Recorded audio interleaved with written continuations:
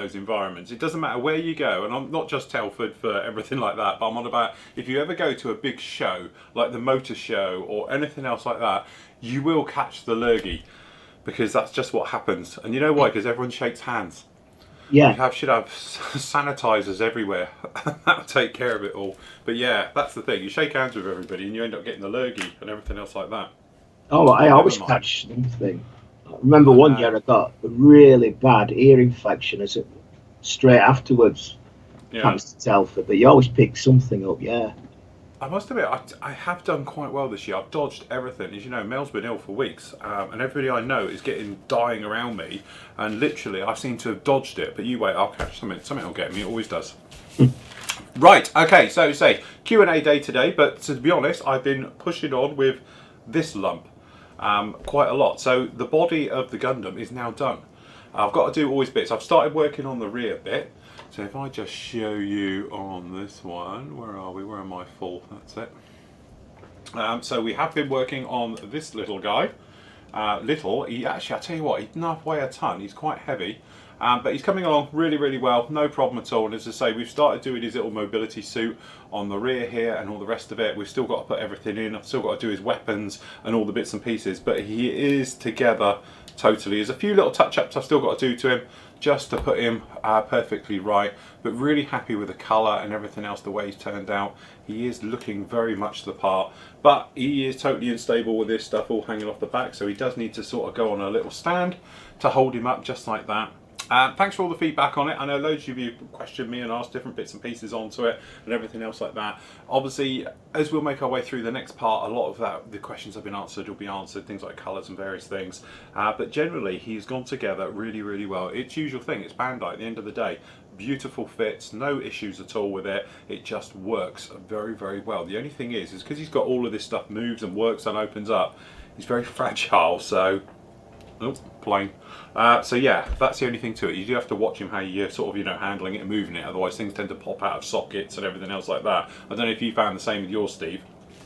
That Yeah, when it you touch does. him, things pop open or off in general and everything else like that. And this guy's got this big vein system off the back of him and all the rest of it, which I've got to do next. So yes, I'm just waiting for it all to fall apart really. But no, he's very good. And on his stand, and we've got a big proper stand for him. So I'm going to have him sort of in flight as well and everything else like that. But so far, I must admit, it's been totally thoroughly enjoyed the build. It's gone together really, really well. No problems at all. It's just a dream build. No problems at all with that. So that's what I've been up to. What have you been up to then, Steve? To be honest, not a lot really. Because I've been suffering. I don't know, but carrying on with this Forge World. I forget what you call it. It's Orc Dreadfang or something. Mm-hmm. Um, but yeah, I'm just trying to figure out what colours to paint it. It kind of goes something like that. The legs just Yeah. snap on there. But so far, I've just primed it black, and then I just put some AK. I think it's dark aluminium over it, Hmm. uh, which I actually sprayed at 30 psi. I forgot to turn my compressor down, but it still went on a treat. So Yeah. now it's just kind of working out what colours I want to paint it and what goes where. And so, but I'm coming up with an idea because you get this front armour plate for it Mm-hmm. that goes on there, and if you look, it kind of looks like an evil mouth. It does actually. Yeah. Yeah. So I'm thinking doing that kind of a off-white colour, so to try and emphasise that it's and make it look like a kind of a robotic monster coming towards you. Um, Right. and then I'm just going to start after that, weathering it, rusting it up a bit, plenty of oil stains, and really go to town on the weathering. So it's just figuring all these bits out. It's really good fun actually, because I've not built one before, and Yeah. you're learning what colours they're supposed to be and what you can get away with. But yeah, I'm enjoying it. Very good. I must admit, it's something I've never done. I've never done any of the Forge World stuff ever. So it must admit, it's one of those things where I'll have to do it. It has to be a bucket list thing, different things. I say, never Yeah. done a Gundam. Tick that one off now. Done one of them now, and everything else. So yeah, definitely. Very good. Right. Okay. So a couple of questions. Hold on. Let me just come over to this monitor. Okay, so the first one up is from Robert. He says, "Hi Phil and Steve, in your last Tuesday show, 8th of November, I asked about replacing my broken air compressor. Thank you for your very useful feedback. Well, today I have my new air compressor. It has all the features of the broken one except one item. That item is now a new compressor, costs half the price that I paid 2 years ago for my broken compressor. A big thank you to you both. Very valuable feedback. Also, my new compressor costs £50 under my $250, well, I say dollars, budget. Happy modelling, Robert." Well done, Robert. As you say, got a bit of a bargain there. Yeah. Right, very nice Tonka. We saw this one. This was in one of our group builds, wasn't it? One of these forced perspective ones, if I remember right. I don't know, perhaps not. Anyway, he says, "Hi Phil and Steve, just caught up with the Saturday double episode. Sorry about that, technical difficulties. I've still got to fix that issue. I need to do the backup camera. Just a note to Steve on the future Tornado build. Be careful with the decals. I used these on the Revel Tonka and had to fettle them." Is that even a word, fettle? Yeah, it is. Yeah, northern word. Yeah, just. Oh, is it? Right, what you're fettling. Quite a bit of fit. In the end, I had to paint parts of them as they were not right. I tell you what, it might not be right, but that's a stonking job. That's really nice, that is. Very nice. Wasn't it Shiny, is it? Not? No, it's not that one, is it? Which one's Shiny? Because one of them was called Shiny, isn't it? Shiny 2? Yeah, definitely. Well done, Al. That's actually looking really nice, I must admit. I love the false perspective stuff of doing it like that as well. In fact, can you remember we were having a discussion about the colours?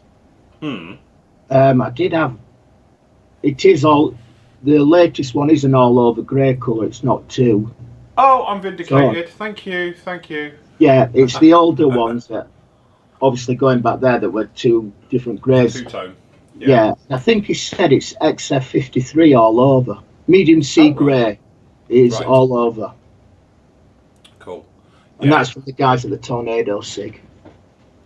Yeah, I must admit, I did have a look afterwards, and yeah, it's a darker grey. I don't know actually, I can't remember the actual REF colour for it. It's not apple tree grey or something else like that, is it? But yeah, XF53 does seem to be extremely close to it. It's the other stuff, i.e. the Century and the Typhoon, things like that, they are in the barley grey all over for that one. For a shameful plug, if you go to tornadosig.com, it'll take you to the IPMS Tornado SIG's webpage, and they've actually got a guide to all the different colours and what they were for the GR1 during its service. And I've been sent the file, and it's really good actually. It goes through from the green and grey camouflage, desert, the different grey ones, when which scheme was applied, and down to the temporary winter camo scheme. So it's worth going on there. It's a really good site. They do, and they do some great work. And as I say, if you ever need anything to do with the Tornado, they are the people to speak to, because let's face it, they know everything. And if you ever get a Tornado question, what you probably see in the background is Steve doing a message to one of them asking, because they'll know. It's a bit like if you're on a millionaire, you phone a friend, they're your people. Right, okay, so Rob Lee says, "Hi guys, just wondering, as I'm sure many are, what will happen to the turkey shoot?" Right, you did this a couple of days ago, that's right. It'd be a shame if not to have the live streaming. Right, fear not everybody, I'm back on track. I did mention it in yesterday's vlog, I'm sure a lot of you have seen it now. It is completely back on track now, and just before we came on air, me and Steve were talking about it. So the details really are as follows. We're going to start it Thursday at 2 p.m. Now the reason for starting it in the afternoon is because obviously it's more of an American thing, and they'll be up and awake by then. Well, some of them will. Okay, so that's when it will actually officially start. So me and Steve will be live with you, starting probably a little bit before that, 1:30ish or something else like that, on Thursday. And then what we'll do is we'll then push through from that point. So the start point will be 2 o'clock. We'll start on our models here. We'll run through the afternoon. I'm hoping Hans will join me in the evening. And then if Steve is okay, he can join us in the evening. If not, Steve would be more during the daytime. And then from then on, we'll run through. So Friday, what I'll do is obviously we'll be on in the morning, we'll be on in the afternoon, be on in the evening again. There will be breaks in between because I've still got technically a company to run and I've got to do orders and various bits and pieces like that. But obviously evenings, I'll be right the way through here. Same goes through right the way through Saturday and Sunday type things, and then obviously in Monday, what me and Steve have said is we'll do like a special live show starting, I don't know, about midday, mate, something like that. Yeah, And sounds good.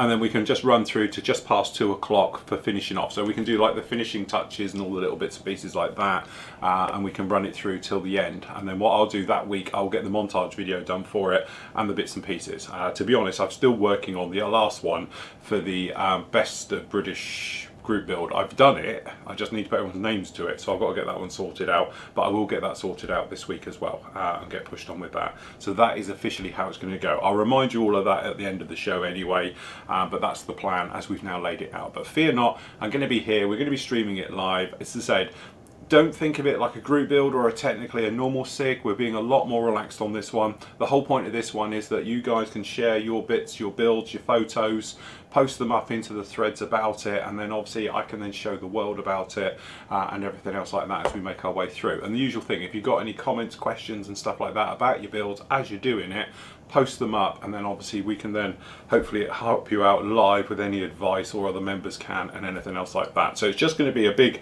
community build over 4 days, for want of a better word, of exactly what we're going to do. True. Talking of which, my poll has ended, and I'm going to be definitely building the Hellcat. So very nice. You'll be working on the Hellcat with that one. Yeah. Very good. Mine. This is the thing. I know a lot of you have mentioned about me building the F14. In fact, a lot of you. The trouble is of doing the Tamiya F14. Yes, I could do it, but because we're doing it as sort of a live build, it's like too good a kit not to do as a proper build. Because obviously when we do the live builds and I've got the other guys in as well and I'm answering questions, it makes it very disjointed.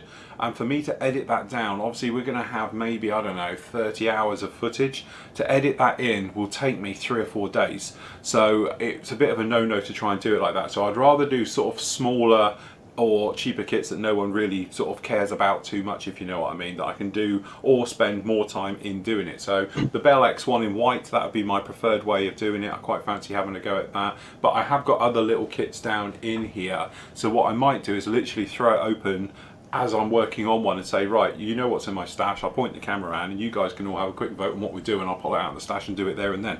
You know, we'll do something else like that. So, but I just don't want to do a build that technically should be a full video build, you know, the warts and all type of thing, and then obviously I can't because it is a little bit disjointed when I'm having to cut to other people or and other things like that. To try and edit it again, I've tried it once, it's just a massive job because you have to watch every single second of the video and then doing it all. And obviously if it's 60 hours, I'd have to sit there probably for 120 hours to video it, to edit it, because usually you double up the timing on it and everything else like that. So it is a little bit of a thing.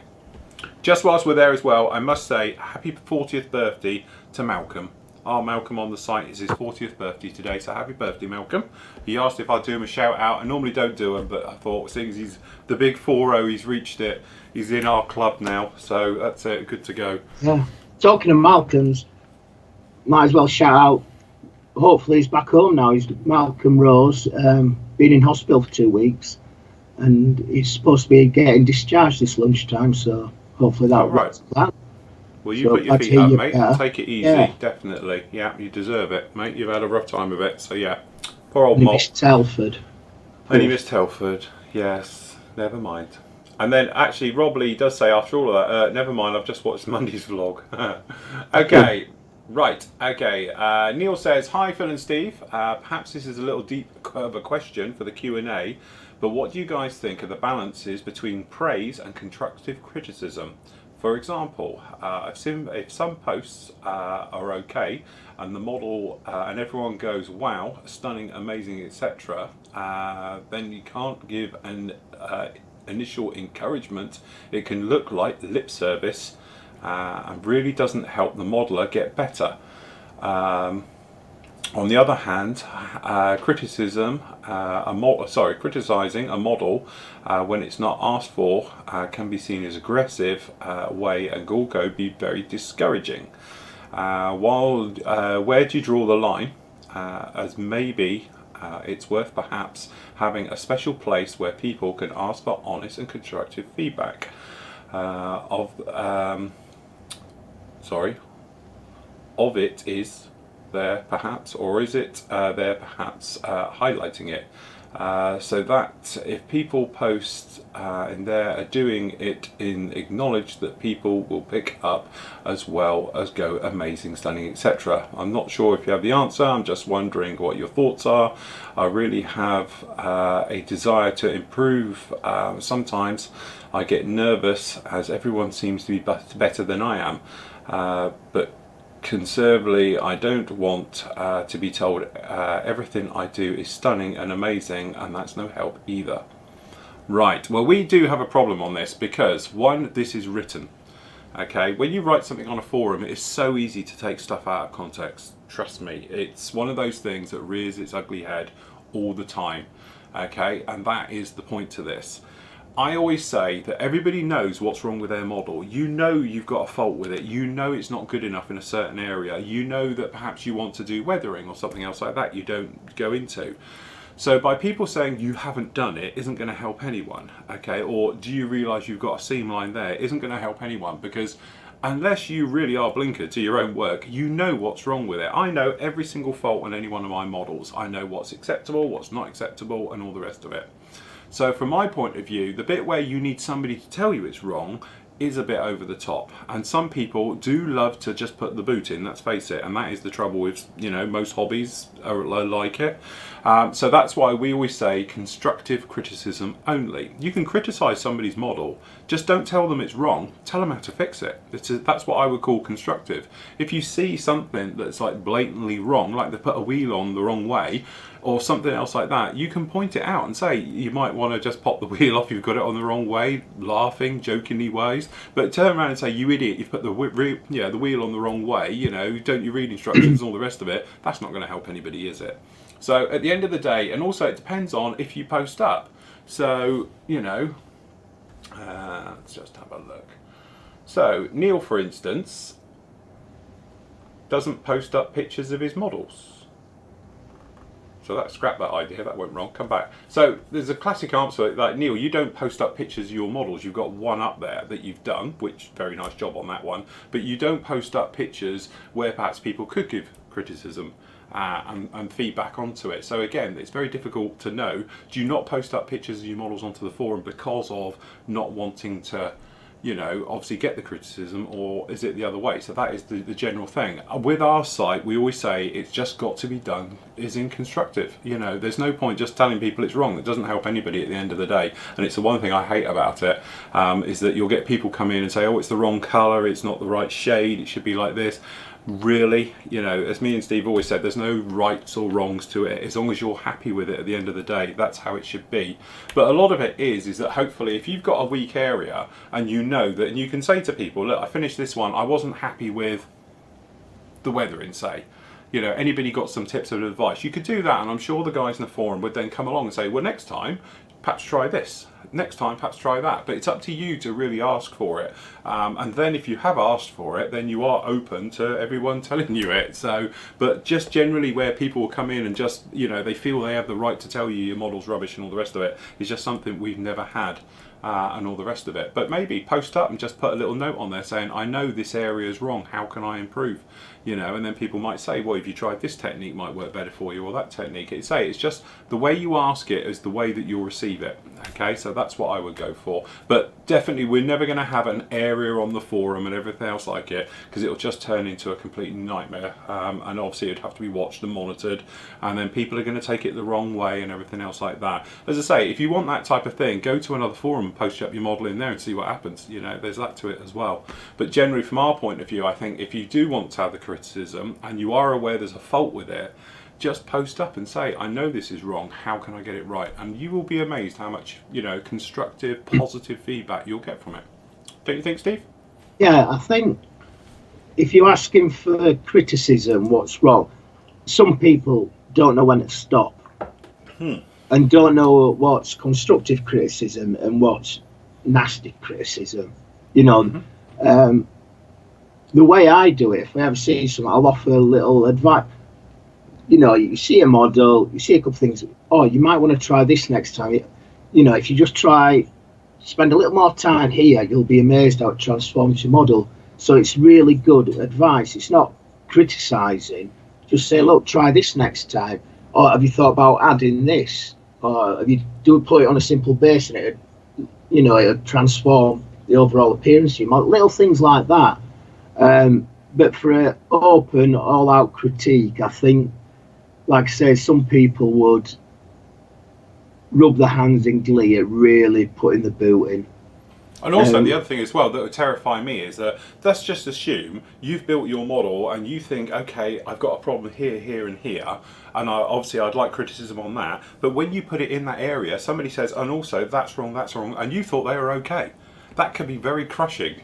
So that's what I've said. Perhaps it would be better to put in there saying, I know this is my weak area, how can I improve it? And ask for the feedback like that. Because because to somebody, it might be something that really grates them. For instance, there's always that thing which I'm very wary of, is that when you build a specific thing, so let's just assume you're building, I don't know, an F-14 Tomcat, yeah?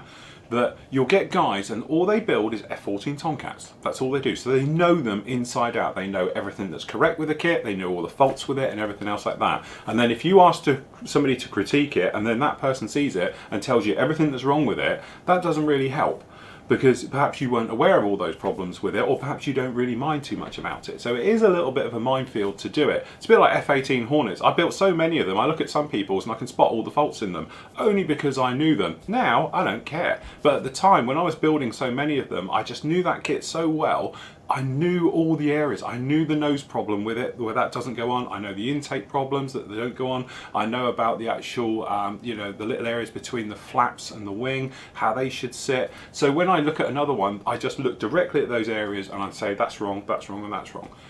Now, as I say, I'm a bit more mature with it. Sort of here we are 6-7 years down the line. I don't take any notice of that anymore. But at the time, it was one of those things that I just poked onto those types of things. And that makes you, not a good person. The bit where you're going around and say, well, you got the nose wrong. Bit late now because it's all done and painted. You can't change it once it's on. Same with the intakes and everything else like that. So again, it's finding it where it is available to do it. What I think is another nice thing is if people are watching you, if you put up your build thread, and people are building it, you will find people will say to you, you're just about to get to such an area on the build, just be careful, you want to make sure this is a good spot because that can be a problem. To me, that's brilliant help. That's good constructive help with the build. People have said it to me, literally, if I do any build, I can guarantee I'll get probably 20 emails that are somebody who's already built that kit before, and the guys that have built it will tell me, Phil, be careful of this, this and this, you might want to check this seems to be wrong and all the rest of it, which is great because I'm forewarned, it's forearmed, so when I get to it,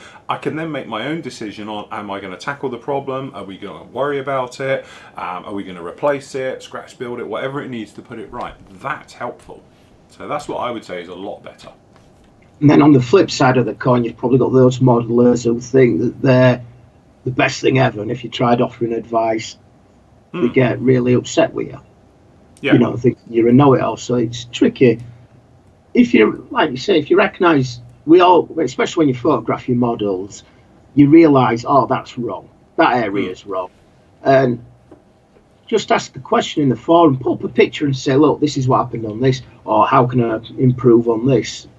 Whether it be weathering, if you're not quite happy with your streaking, how can I improve on this? Or how can I make the dust effects a bit better? So use all these little areas we've got to ask questions about weathering, or if you're having construction problems, ask. Don't be afraid to put your pictures up and ask, because you'll be amazed at the information. And like I say, I'd never filled a model, put any filler in a model when I joined the site. And you just ask questions, ask away, and you get some really good advice.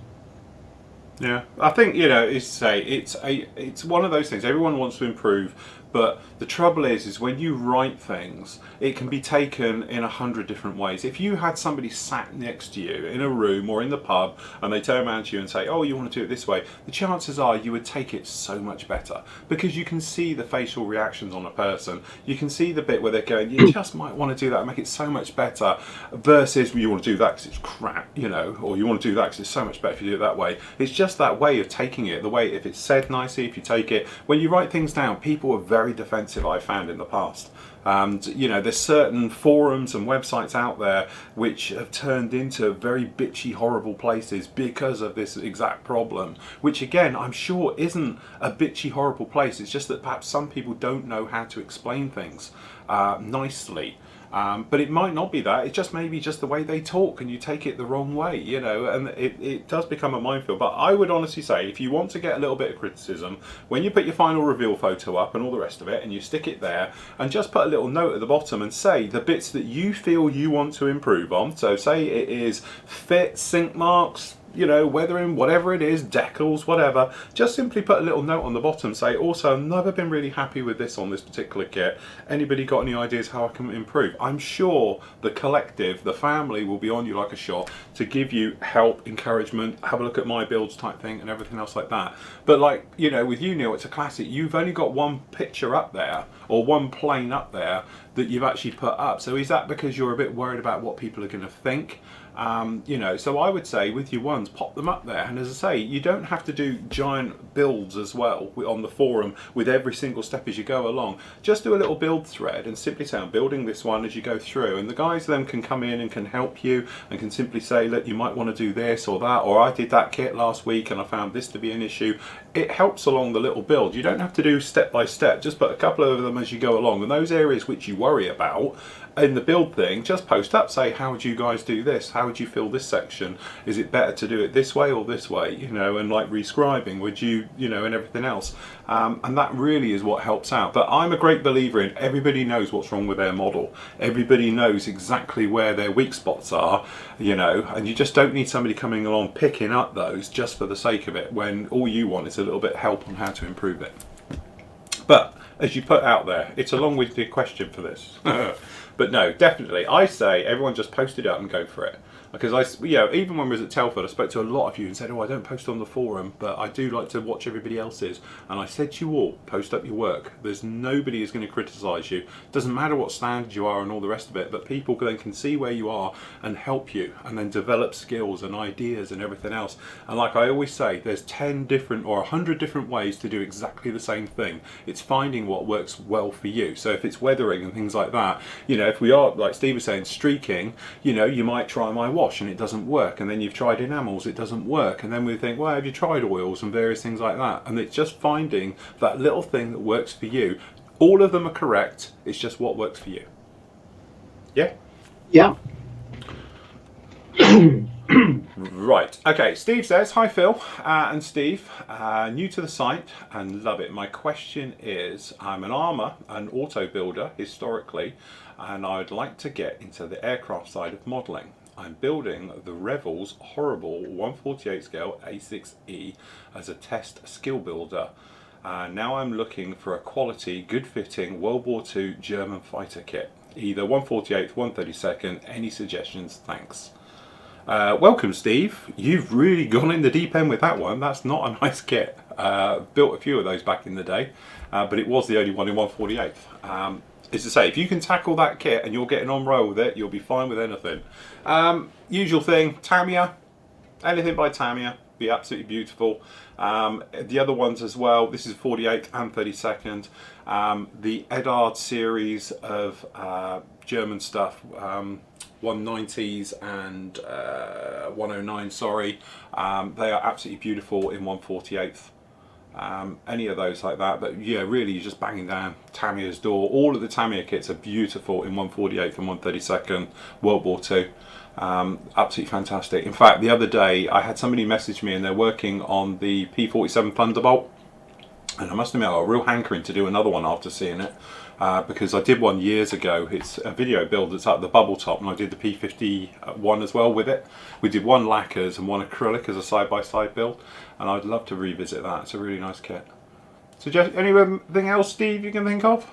Sorry, I was thinking of the Edard myself. Pardon me. Or the some of the latest Airfix German kits, they're rather nice.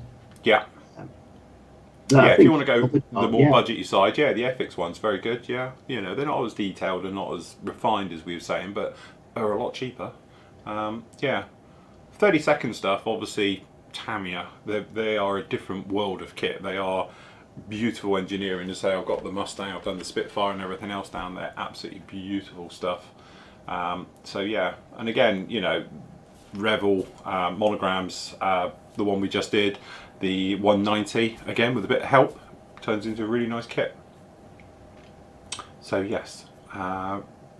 So David says, hi Phil and Steve, question for Steve today. A question for Steve today involves Flory metal tracks and AK burnishing fluid. The tracks for my Tamiya Super Pershing have the fiddly little nuts that go on the pinhole for the finished look on both sides of the track. Question is, will the burnishing fluid affect the super glue holding the said fiddly little nuts in?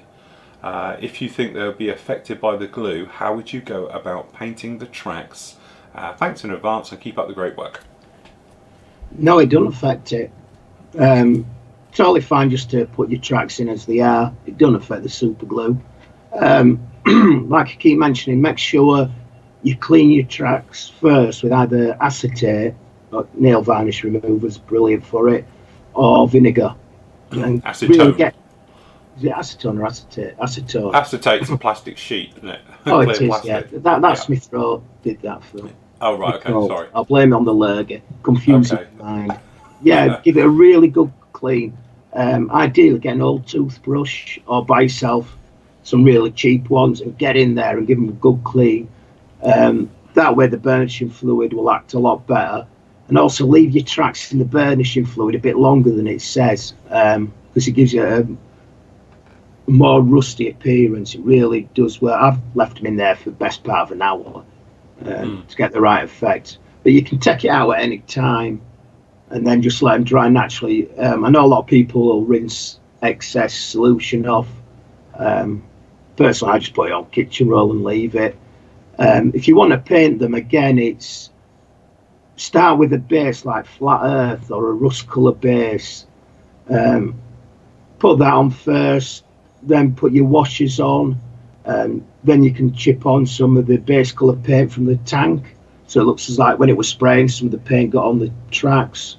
Then do all your earth effects, your dust effects, whichever way you're going, and then finally just go over the raised surfaces with a graphite pencil, or you can get metallic pigments, steel pigments. I've got AK do one, and just rub that over the track, all over the raised details, and it'll really bring the tracks to life. But yeah, that's I can tell you a quick little tip for that. If you get a normal pencil, right, do it on a sanding stick, you know, and just rub it on there, then rub it on your finger, and then rub it over your tracks, because it works with any type of metal raised detail, and it's basically, you can just do the finest amount, but depending on how heavy you are pushing down with it, because I thought about doing it over this guy, viewing it, so it's a bit like using the old metal pigments and just rubbing them where you want them and all the rest of it, but you can get very nice effect with that. Sorry, Steve. Yeah, but if you can as well, go to your local art shop and get the soft graphite pencils, because then you can just use your pencil and rub it straight over. Your standard HB pencil that your kids use and you get everywhere, it's a bit too hard, so it's harder to break down the graphite to rub over the raised details. So the softer the pencil, the better. But yeah, or just buy, I think mine's AK pigment, they call it dark steel, and you only need a tiny amount, and it looks amazing. It gives you that real warm kind of, you know, if somebody's using a grab handle all the time and it kind of polishes it up over time, it gives an amazing natural metal finish. So that's worth just getting a tub, and a tub will last you a lifetime. Or the other way is how I did the gun, is that if you've got the buffable metal paints, brush it on your finger and then rub it and then and go round. That's how I did all the metal work on the gun. Little ones like that. Okay, so Mark says, hi Phil and Steve, great to meet you at Telford. Really chuffed with the feedback and goodies I got from my Forge World night. So thanks again. So this is the guy. Well done, Mark. It was absolutely stunning that we mentioned the other day. He won our own little competition on the table for the best kit there. I definitely bought enough kits to keep me occupied for a while.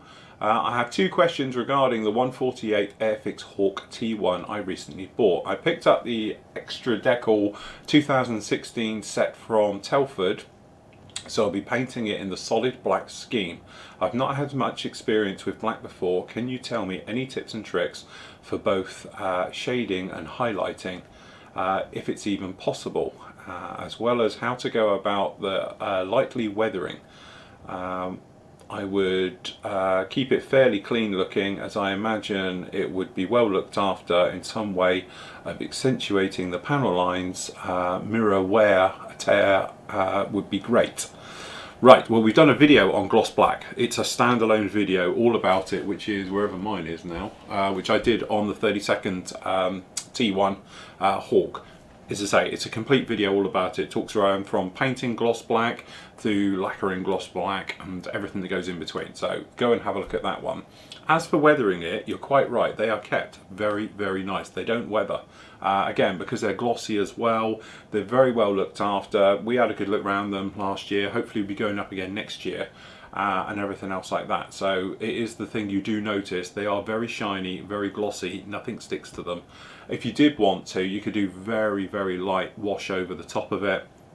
But to be honest, they are pretty spotless. All the ones we've seen, I've never seen a dirty one, and everything else like that. So I wouldn't worry too much about it. It all tends to be about the shine.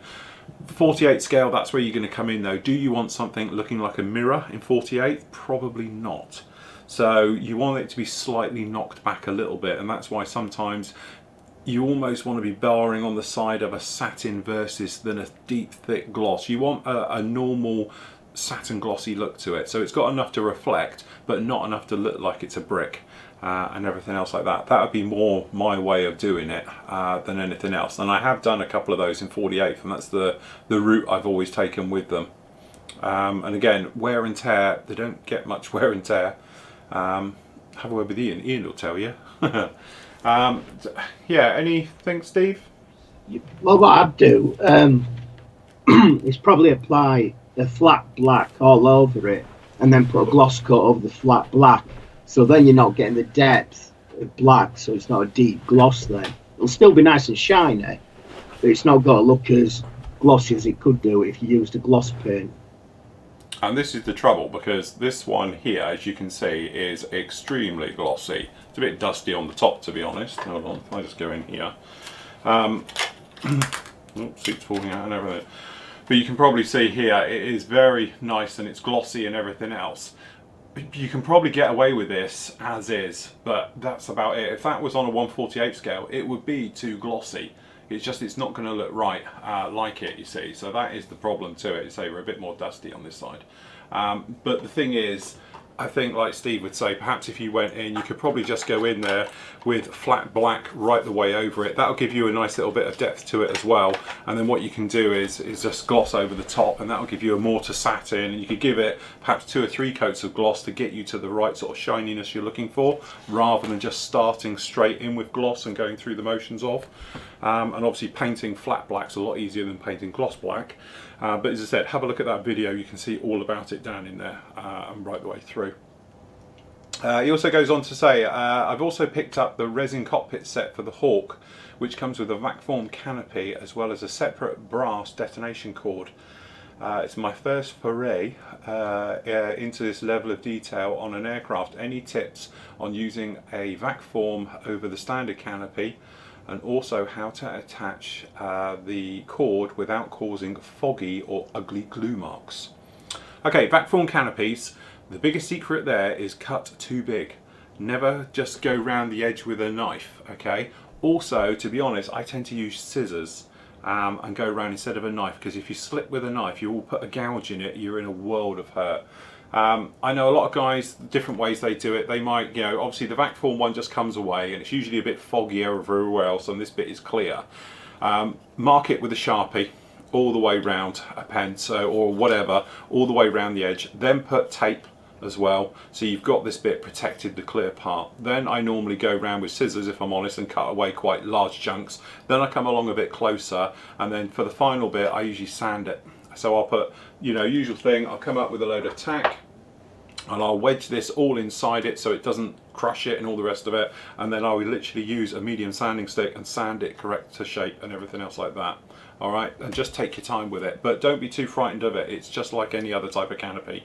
All right, as for the brass bit, what you need to do is mold the brass bit to the correct shape before you fit it. And this is something Steve we were talking about the other day, the rollers and things like that. You can physically roll it with a roller system, but you can use something as easy as a mouse mat with a piece of acrylic rod or metal rod, and you just want to roll it by pushing into it until you've got the correct curve.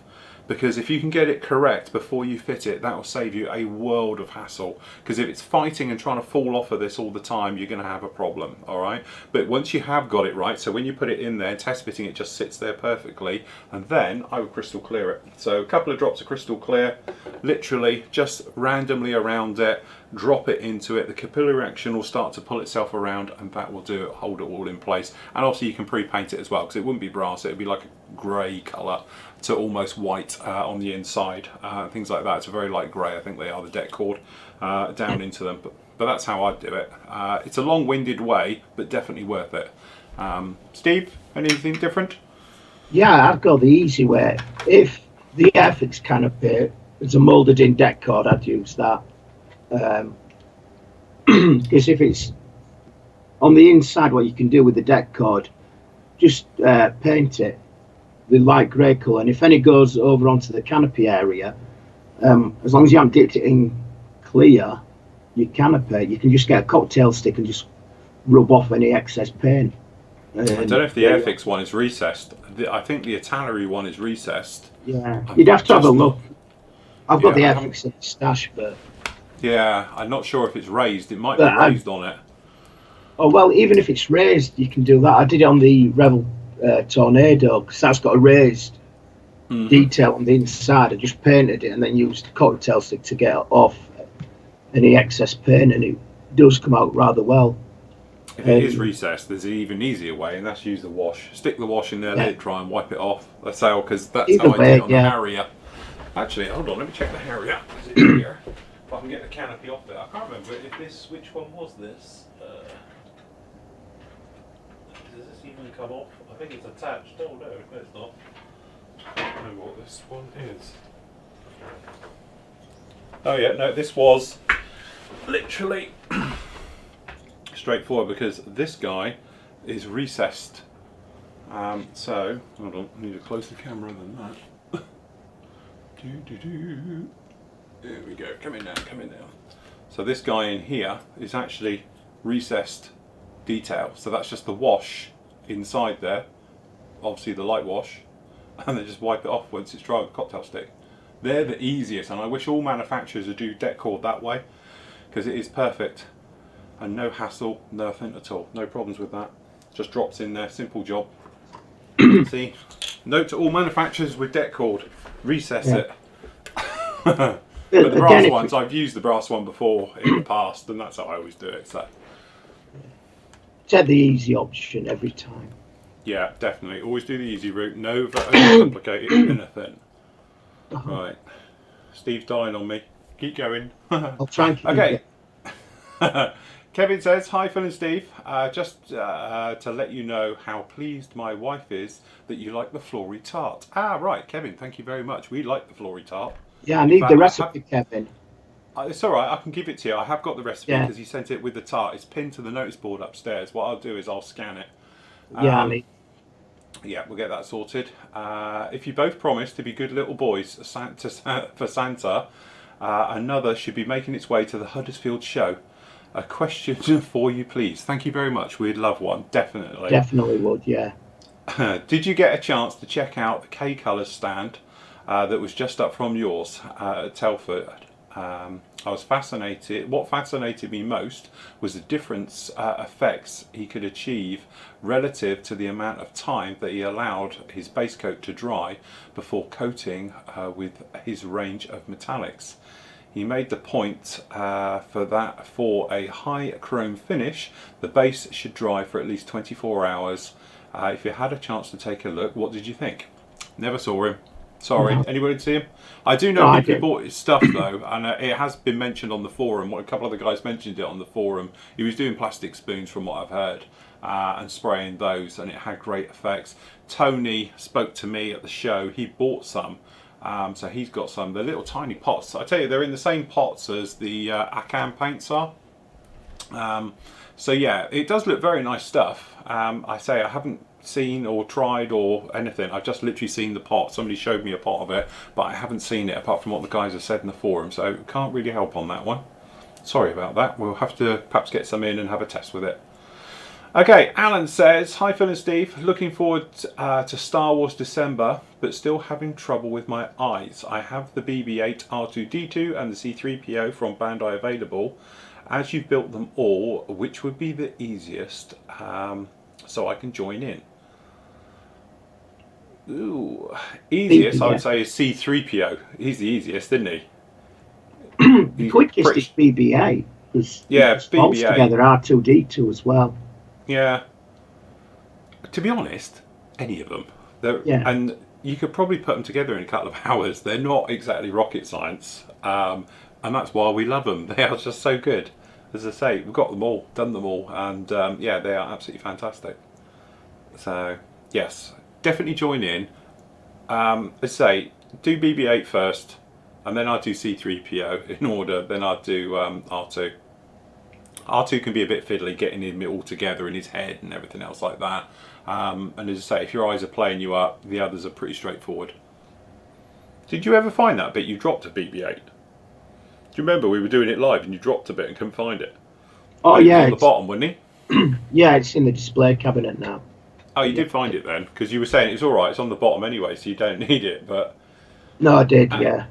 oh, right, okay. So, Peter, he says, hi guys. Did you say there was going to be a video montage complete for the Must Buy a British SIG entries? Or did I imagine it? Or indeed have I missed it? Or is it in the pipeline? Don't be nagging. Don't panic, I've done it, it's done. I've just got to put everyone's names to it, which will probably only take me another couple of hours. So I might do a couple of hours on it tonight if I get a bit of a chance. I'll sit down and try and put the names to it. As I say, it's a nice one, it's all done. I've just got to put everyone's names and then double check it, triple check it, and then probably quadruple check it because I always get it wrong. So yes, but no, definitely not. I will get it done. As I say, we've got quite a bit on this week now because with the live stuff. But if I can get a couple of hours tonight, I might pop up and I'll do a bit more to it. Okay, Donald says, hi Phil and Steve. Phil, I'm still hoping you can squeeze the Bell X1 into the Thanksgiving build plans.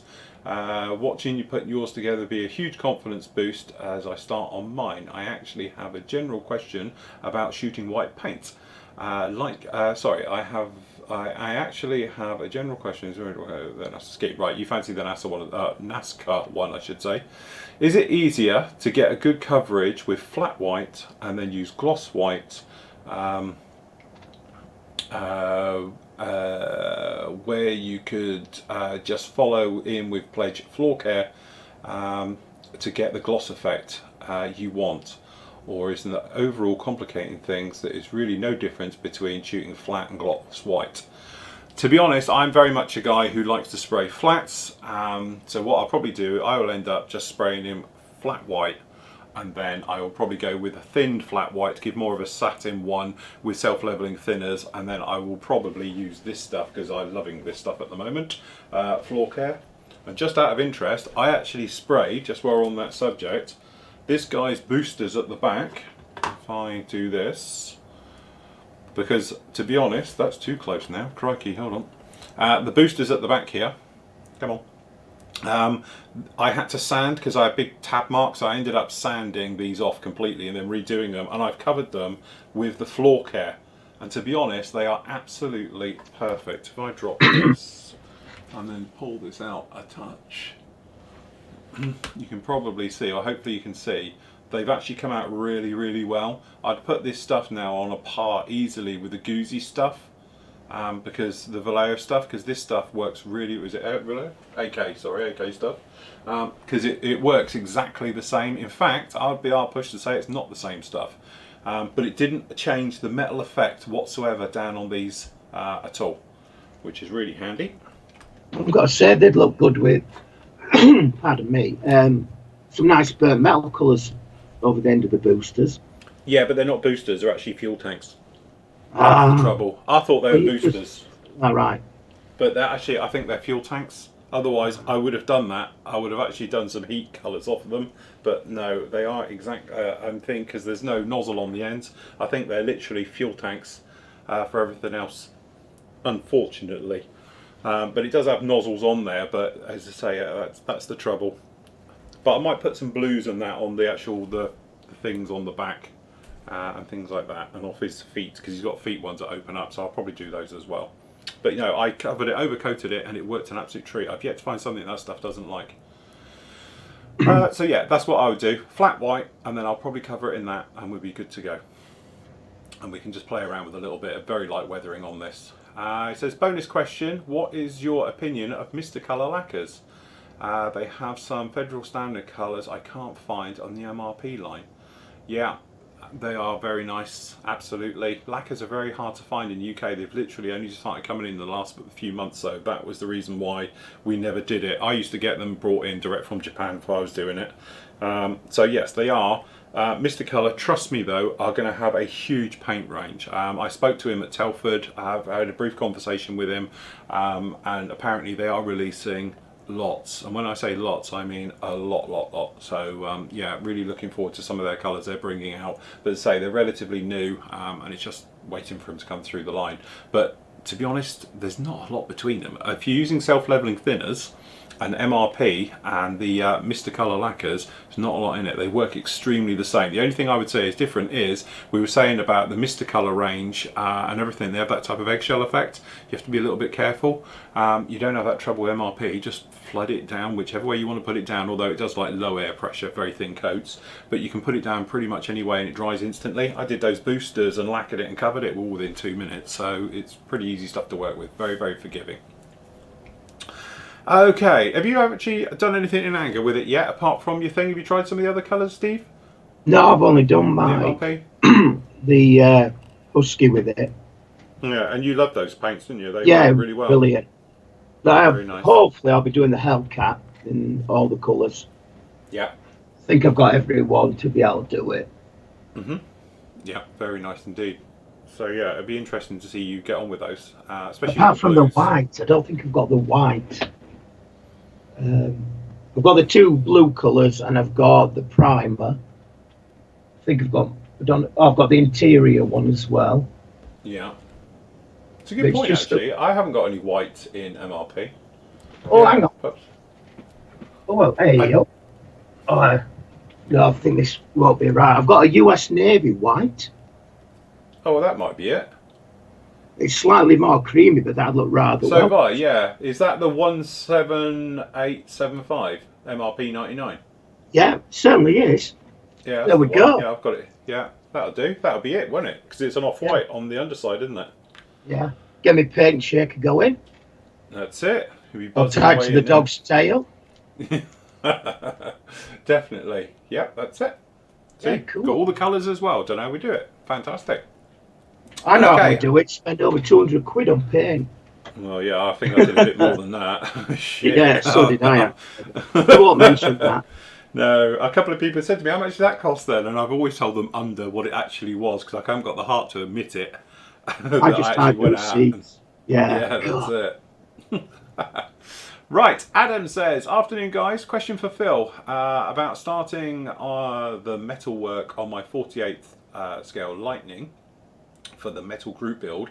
I recall a while back you said that the AK Guns stuff would be the best gloss coat for over metal finishes. I've just changed my mind now. Since then I've heard a few stories about it peeling when it's been masked on. I've been toying with the idea of using the new floor care instead. What would be your advice for a good metal finish? That peeling thing, I tell you, there's a bit of a thing about that. Not that I got in an argument, but in my video of it, people have said, but it peeled on your video. It didn't peel off the glass, it peeled off of the bit next to it, and that's because I'd already scratched it underneath, and that's why it peeled off. It will hold itself on there, But the thing is, like everything, because it's a fine, almost, it's like a thin layer. It's not like a paint layer. It's very thin stuff. It will peel off of literally anything. You have to lower the tack. It doesn't matter what you're doing. Unless you're going to put down a heavy lacquer, it will peel off. That said though, as I say, I've did those boosters, we just mentioned it, with the floor care, and it didn't change them at all. What I might do, I'm not saying I'm going to do it yet, but I might bite the bullet and actually put a coat of it over the MiG-21 just to see what happens.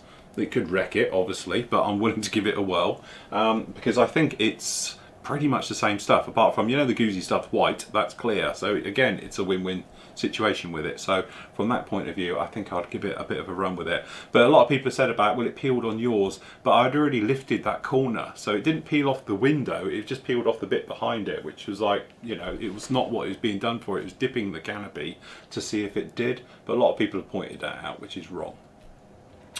Okay, so yeah, try that. I haven't tried it on metals properly apart from on here, and it worked fine. So I know it works very well with MRP paints, no problem at all. And MRP paints work exactly the same type of way, the extreme metal colours. So I think you're going to be fine with both of those, no problem at all. But say I'll probably give a squirt, I might get it tonight actually, over the back end of the MiG just to see what happens, because that'll be testing it over an acrylic metallic just to see how it works. I imagine it'll be fine, but you never know. But yeah, overcoat to your heart's content. But the big thing is, if you are you know, masking over anything that's fragile, and obviously that Goozy stuff is going to be fragile, just take all the tack off of it and then don't have a scratch corner, otherwise it'll peel it off. But if you get guys and they're doing like edges and then peel it, well of course it's going to peel from the edge, anything would. Okay, so you just have to be a bit careful when you do it like that. Okay, Andrew says, hi Phil and Steve, I know you've answered a lot of questions about metallic paints, but if I may, could you put you on the spot and ask, if you were going to do a Tamiya 132nd Mustang right now, what metallizer would you use?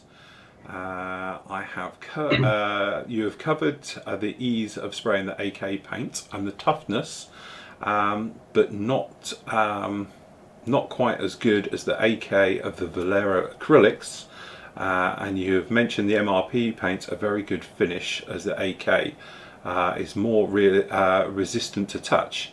As you can read into this, I have had this kit and eager to build it. Again, this is one of those things. I have only done the MRP paints on this, and it worked fantastically. I have no problem with it at all, and they are definitely harder, more resistant to scratch than the AK Extreme Metals. So from my point of view, if you're going to be handling your model a lot, then the Extreme Metals. But as we said, there's a bit of a thing to this, because the Extreme Metals are probably the easiest metallic paint to spray. They are just, it's like Steve said earlier, he didn't realise it was at 30 psi until we sprayed it, but it still worked fine. If you did that with anybody else's, like Alclad or with MRP, you're going to end up with a huge mess and all the rest of it. But for some reason, the AK Extreme Metals is very, very forgiving. It doesn't seem to matter if you're close, you're far away, your air pressure you're at, how much is going down. It just tends to self-level and gets on with it, which is really, really nice. But it is very fragile. It's quite a soft paint. So like this guy, I had to respray his arm, I had to respray around the back, there's a couple of little areas I've had to touch him, because where I've been handling him, he's worn through. Yet all the other areas, like the goldy areas and the things where I've been using MRP, have not worn. Yet I've been handling it all exactly the same. So from that point of view, you just have to be a little bit wary about it. So it is the thing though, have you got AK Extreme Metals? If you have, then obviously use them. If you haven't, you could go in there with the MRPs, but just be advised, the MRPs a little bit more expensive, and you need to just be a little bit more careful how you put it down. You're going to need to use it like you use Alclad. Again, half trigger pull, 10 psi, close up, and then you put it down like that. As I say, it's just one of those things. But as you know, somebody actually at the show at Telford asked me about it, a very similar question. Like I said, have you sprayed Alclad before or anything like that? And they were like, no. And immediately I said, go and get the AK Extreme Metals then, because they are foolproof, very easy to use, and all the rest of it. You don't have it, it's like a no-brainer. But for anybody else, if you said, yeah, I've used Alclad before, I'd say go and get the MRPs then. And also it depends if it's easy to get. The MRPs aren't easy to get at the moment. As I say, HM Hobbies have got it, or you can go direct, whereas AK Extreme Metals, everyone's got them. So again, it depends if you can just, you know, get them from your usual retailer, or you need to make a special order. So yeah, Steve, you? Yeah, due to the forgiving nature, I'd go for AK. Um, but because it's the Tamiya Mustang, you spent a lot of money on your kit. You Mm. want to get the best paint you can. So I've got, I definitely get three different colours of the AK stuff, three different shades of the aluminium, and use that, and you should end up with a stunning model because it's so forgiving. You're not having to take time to get used to spraying the paint. Mm. Um, so yeah, I definitely go for that. Purely, like I say, because anybody can spray it, even if you Also, the put your great air thing, setup wrong. Yeah. yeah, that's right. The great thing with the AK stuff is you can mask over the top. We've tested that and we've done it, and it's fine. It doesn't leave residue or peel a layer off when it leaves. Okay, I haven't tried it because I've never masked right the way over the AK Extreme Metals. I've done it, obviously, the normal stuff, but I've never tried it with a metallizer yet. So it'd be interesting to see how well and how resistant that is to masking, because as I say, the paints, they're as hard as nails, and I've got no reason to think the metallics aren't the same. It's just I haven't tried it. So I don't want to say, oh, they'll be fine, and then you peel it off and then go straight back to bare plastic and all the rest of it. But again, it's just one of those things. If you're going to put the time in and all the rest of it, and you want to sort of learn something new along the way, then go with the MRP route and see how you get on with them. But as I say, I've only done this, very happy of how it's turned out so far, but all the dark bits you see on here are AK, okay, but all the light bits on here are MRP. So that's the difference. It's that thing. It's one of those things. It's, how confident are you? If you're very confident and you want to give it a go, then go down the MRP route, because I think they'll look very, very nice. And this sort of metal finish on the MRP is very, very nice, and it's slightly, just very much slightly better than the AK's looking metallizer. The pigment is finer. It has that more plated look. To be honest, it's exactly the same as Alclad. It looks as good as Alclad, but again, MRP is a little bit more forgiving than Alclad is. So again, it's just one of those things that's personal choice and all the rest of it. But if somebody says to me they haven't done it before, then I say go with the AK, because it's just easy stuff to work with. It just goes down. It's not like anybody else's where you have to be a little bit finicky and watch what you're doing with it. Okay, right, okay. Richard says, hi Phil and Steve, quick question about the stash in general. Why do you think people have so many items in their stash? Sometimes they have more than they could ever build. What do you think the ideal size of stash? Great to chat to you both at Telford. Thanks for all your efforts and furthering the hobby. Thank you, Richard. Yeah, the thing is, I think Steve's as guilty as I am. You know what happens is, somebody releases a kit and you think, oh, I'm going to have that. Because you just, even if you don't gonna need it or build it, it's a new kit. Like, Christ, look at me. I had a big clear out, as you know, in the summer. A lot of you bought stuff off of me. And now, it not only is it in here, it's upstairs in the office as well. It's like completely out of hand. I have an addiction. But I think we're all guilty of that thing where a new kit is released, and for some reason, you feel the urge to go out and buy it. And that is the thing, really. Like, I've got two MiG-31s, for Christ's sake. I've got an A&K one and a Hobby Boss one. Will I ever build the Hobby Boss one? No, but it'd be nice to have in your stash. And it is. I think if you work out, I build as an average 15 kits a year. I think I've still got probably enough for my lifetime if I stop now. Easily. So yes, I don't know. How many have you got in your stash, Steve? You're going to have to take your camera one day into your little cubby hole. Yeah, way too many. Yeah, it's got out of control. It is. It's one of those. It's just an addiction. You just love getting the latest hands on the latest kit, taking it home with you. If I was starting the hobby again, I'd only ever buy. I'd never exceed 5 kits. Try and have maybe 1 or 2 on the go, and only buy as you want to build.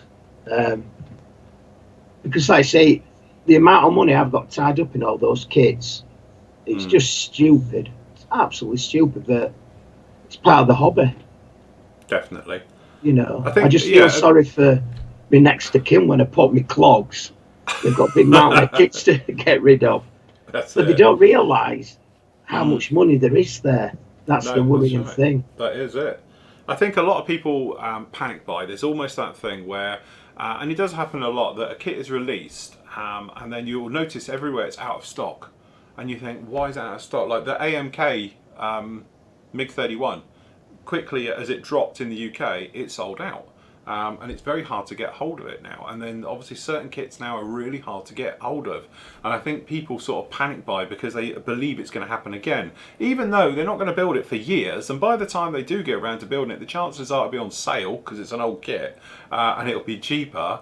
But I think there is that thing of doing it. And I think, you know, there's the other side of the people as well who are builders and collectors. So you'll get guys and they will buy everything as soon as it's released. And I know lots of guys who are like that, have incredible stashes worth far more than me and Steve's combined. Because that's it. And they won't just buy one, they'll buy 2 or 3. Why? I have no idea. To me, it's very strange, but there we go. And then you get the other people who are purely collectors. They're never going to build a kit. They talk about it and everything else like that, but they will never actually build and finish a kit. But they enjoy the hobby still and the collecting point of view. And it may be that that's just what they're into. It may be health reasons that they've built and they can no longer build anymore or anything else like that. Or they've just lost the mojo for building, but they still love the hobby, so they'll buy the kits and stuff like that. But, you know, there's breeds of people out there that collect like all the aftermarket. I know guys who have anything that Edard or, you know, as a company as a whole have ever built, they've got it all. So they've got all the photo etch, they've got all the masking sets, they've got all the detailing sets, they've got all the resin sets now and everything. And they do it. And literally as it's released, they've got it on pre-order and it just comes through. They've got no intention ever building any of it, but that's what they do. But whatever keeps you happy at the end of the day. Personally, I'm with Steve. I think if you're starting out in this hobby, just keep it to 5 kits. And then that way you'll work your way through the build and you'll never leave things behind, because I've got my stash that I have downstairs here now is what I intend to build. So I'm always looking at it and I draw inspiration from things I'm watching and thinking, right, we're going to do that now. But everything we got down here is things that I intend to build. My stash upstairs is the not so stuff. So I've got a lot of the bigger stuff upstairs, to be honest, and stuff like that. But they're kits which I could still build and I would like to build, but I'm probably not going to get round to it, or not for the foreseeable future. That's why they're out of sight, out of mind. But yeah, I think in some ways you could, the money that a lot of people, me and Steve have both said this, you get people in the show, they can't afford a spray booth, or they can't afford an airbrush or a compressor, but they can afford to buy kits all the time. I know Steve's he always says it, we just don't buy a couple of kits and that'll pay for it, you know, and everything else like that. And that's better for your health and it'll make your environment nicer and everything else. But you'll get guys that say, I can't afford a spray booth, they're just too much money, it's 150 quid or 200 quid. And you see them and they're buying the latest kits as they're being released. And you're thinking, well, why don't you just buy, you know, just don't worry about it. But there you go. Yeah. You're fine. Back in a minute, Phil. Little boy's room.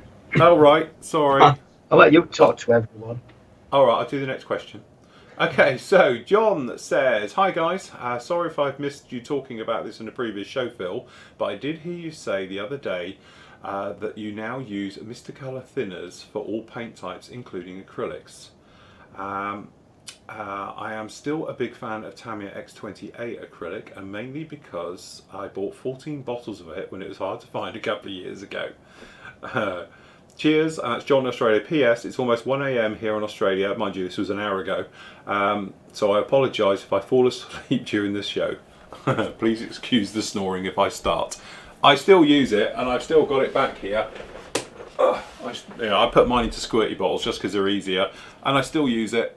Don't forget, if I'm doing any type of making up a wash or anything I need to overcoat, I won't go in with lacquers because it will eat through anything you've got down there. So it doesn't matter if it's like a clear coat, protective, it will eat its way through everything. So I always go with something a little bit kinder. So we'll use X28. So if I'm making up a little wash for inside a cockpit, I'll use X28 and I'll do it that way and work our way through. And also this I use as my backup decal fixer. So if I've got a decal going down and it's not working with micro set and sole, then I'll hit it with this stuff and I'll give it a coat of this and that'll do the trick.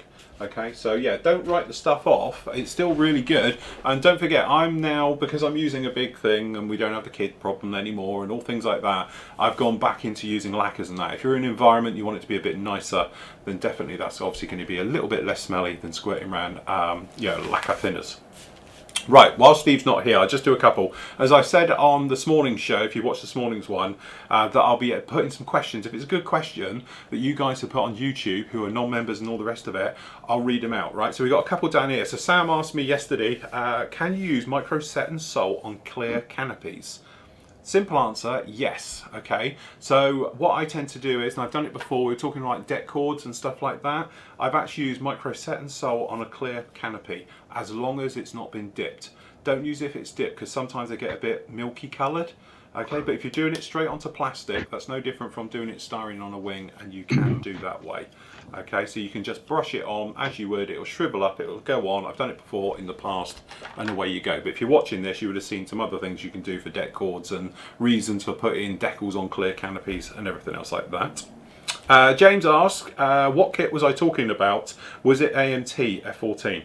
No, AMK F14. What it is, we were talking about obviously Tomcats and prices and things like that. AMK are releasing a hyper detailed, or we're hoping, F14 Tomcat sometime, and somebody said to me the other day it's out next month. I'm not sure, I haven't heard anything about that yet. But anyway, as Adam pointed out in the YouTube chat as well, that yeah, it's the AMK F14D. If it's anything like the MiG-31, it's going to come in £20 cheaper than the Tamiya one, and it's going to have all the engines and all the details, the radar, you name it, it's got it, and it's got some very innovative detail sets on there. So the way they've done the canopy as well is particularly nice and things like that. So you know, I was just looking forward to that one, and because if I'm going to do a Tomcat, I want to do it opened up. That's going to be the kit for me. But as I said before, don't write off the Tamiya one, because the Tamiya one's going to have better surface detail. The AMK one, unless they've really stepped it up this time, the surface detail's too deep. The panel lines are too heavy, the riveting's overdone, and everything else like that. But generally, it's still a really good kit. So that's what we're talking about it. Right, you right, mate? You back? I'm back, yeah. So I was just doing the YouTubey ones. Okay, so Steve. Hey, look, the Admiral is amongst us. Okay, he says, hi Phil and Steve, quick question. I'm building the Revell 172nd Shackleton, and I'm wondering what the actual dark grey colour that was used on them. I want to do the art box scheme. I'm thinking it might be dark sea grey, but not sure. Any thoughts? Anyway, enjoy listening to the live show and really like your recap at Telford. Thank you. One of these years I'd love to come over and see it. Another bucket list item. Thank you so much, the Admiral. Yeah, isn't it? I thought it was dark sea grey. It's that blue grey colour, isn't it? On those.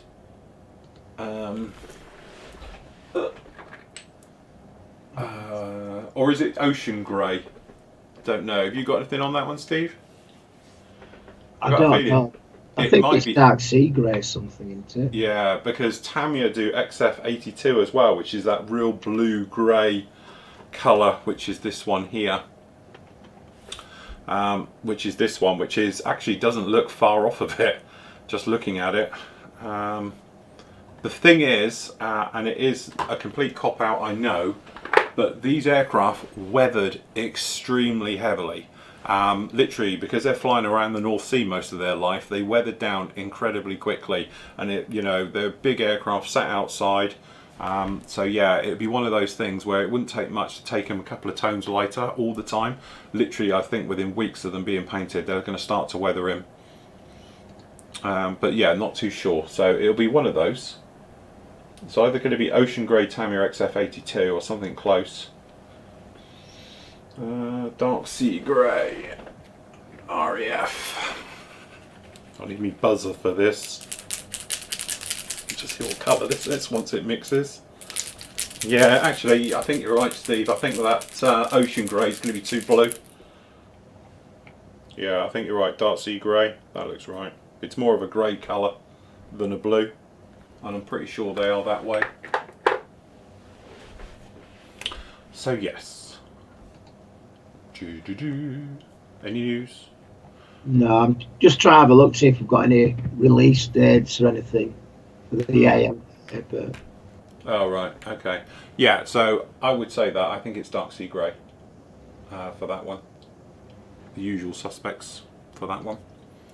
Okay, Robert says, hi Phil and Steve.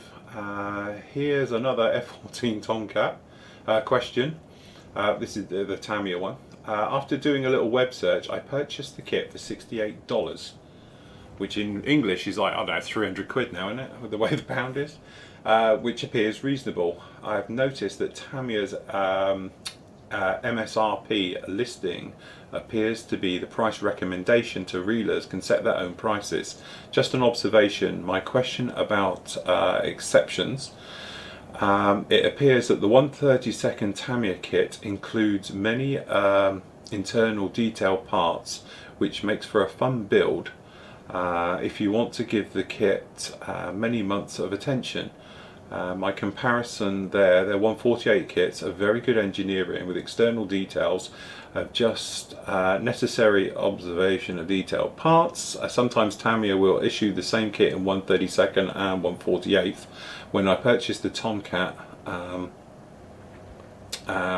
it was the 1/48 scale in detail. I just returned to the hobby after a year ago and tried to be careful with my hobby budget. In my experience, is my expectation too generous with my kit dollars? I also consider the fun factor when looking at the price too. Thank you both for making the hobby such fun. Steve, I hope you feel better soon.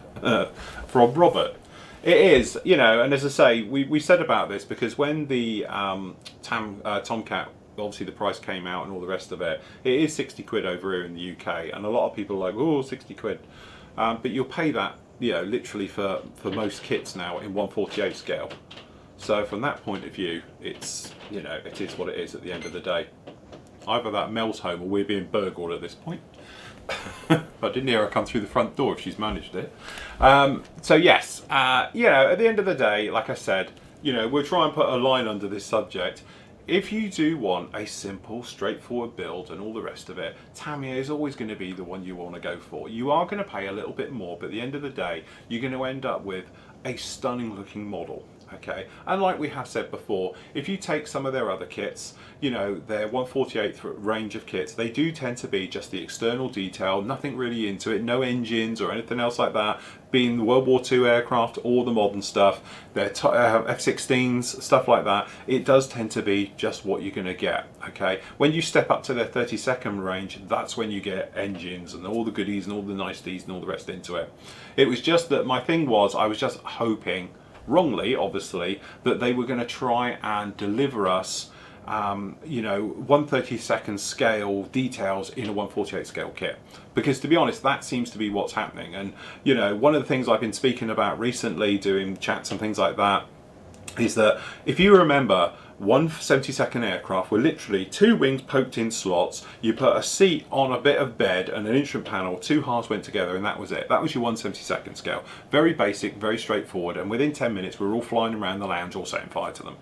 1/48 scale kits were always a little bit more detailed, but basically it always went along the same line of, you know, that you had perhaps a basic engine, which was a block, just be popped into it, a little bit more detail around the gear, the things like that, but the same thing, it was always it. 1/32 was always the little bit more interesting stuff. It always had the engine in it that you'd have to build, and the details and the gear wells and all of that. But what's happened over time is these 1/32 standard options have all now come into 1/48 land, and now they're filtering in even down to 1/72. So 1/72 kits now, we're seeing good detail, very good construction, all the rest of it. But all those things that were standard, the right of 1/32 scale modelling, like engines, detailed cockpits, detailed wheel wells, stuff like that, are now standard in 1/48 scale kits. So now you're sort of thinking that that's almost the way that they are done. So when you get another one come along and it hasn't got them all in, it's like, well, hasn't it? Everyone else does it. Why don't they?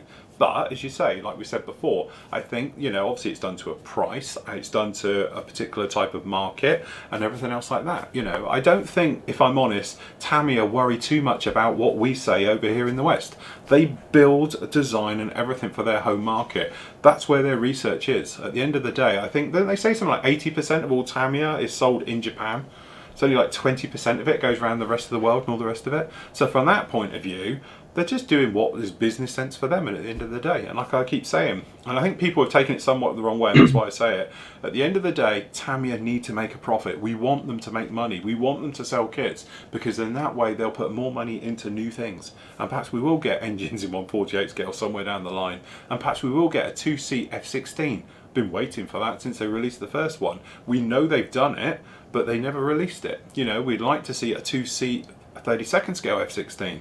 We know they've done it, just never released it, you know, and it's like, right, okay, well, why haven't they? Perhaps they haven't sold as particularly well as they thought, so there's no need for them to do it, so they'll move on to other projects and things like that. But yeah, don't get me wrong, I just, as I say, in some ways I did it, but you're right, at the end of the day, it should be all about if you enjoy the build. If you built it and it went together really well, and it gave you no fit issues and no problems, and you weren't going there fighting it with the filler and all the rest of it, I would pay an extra $20 for that.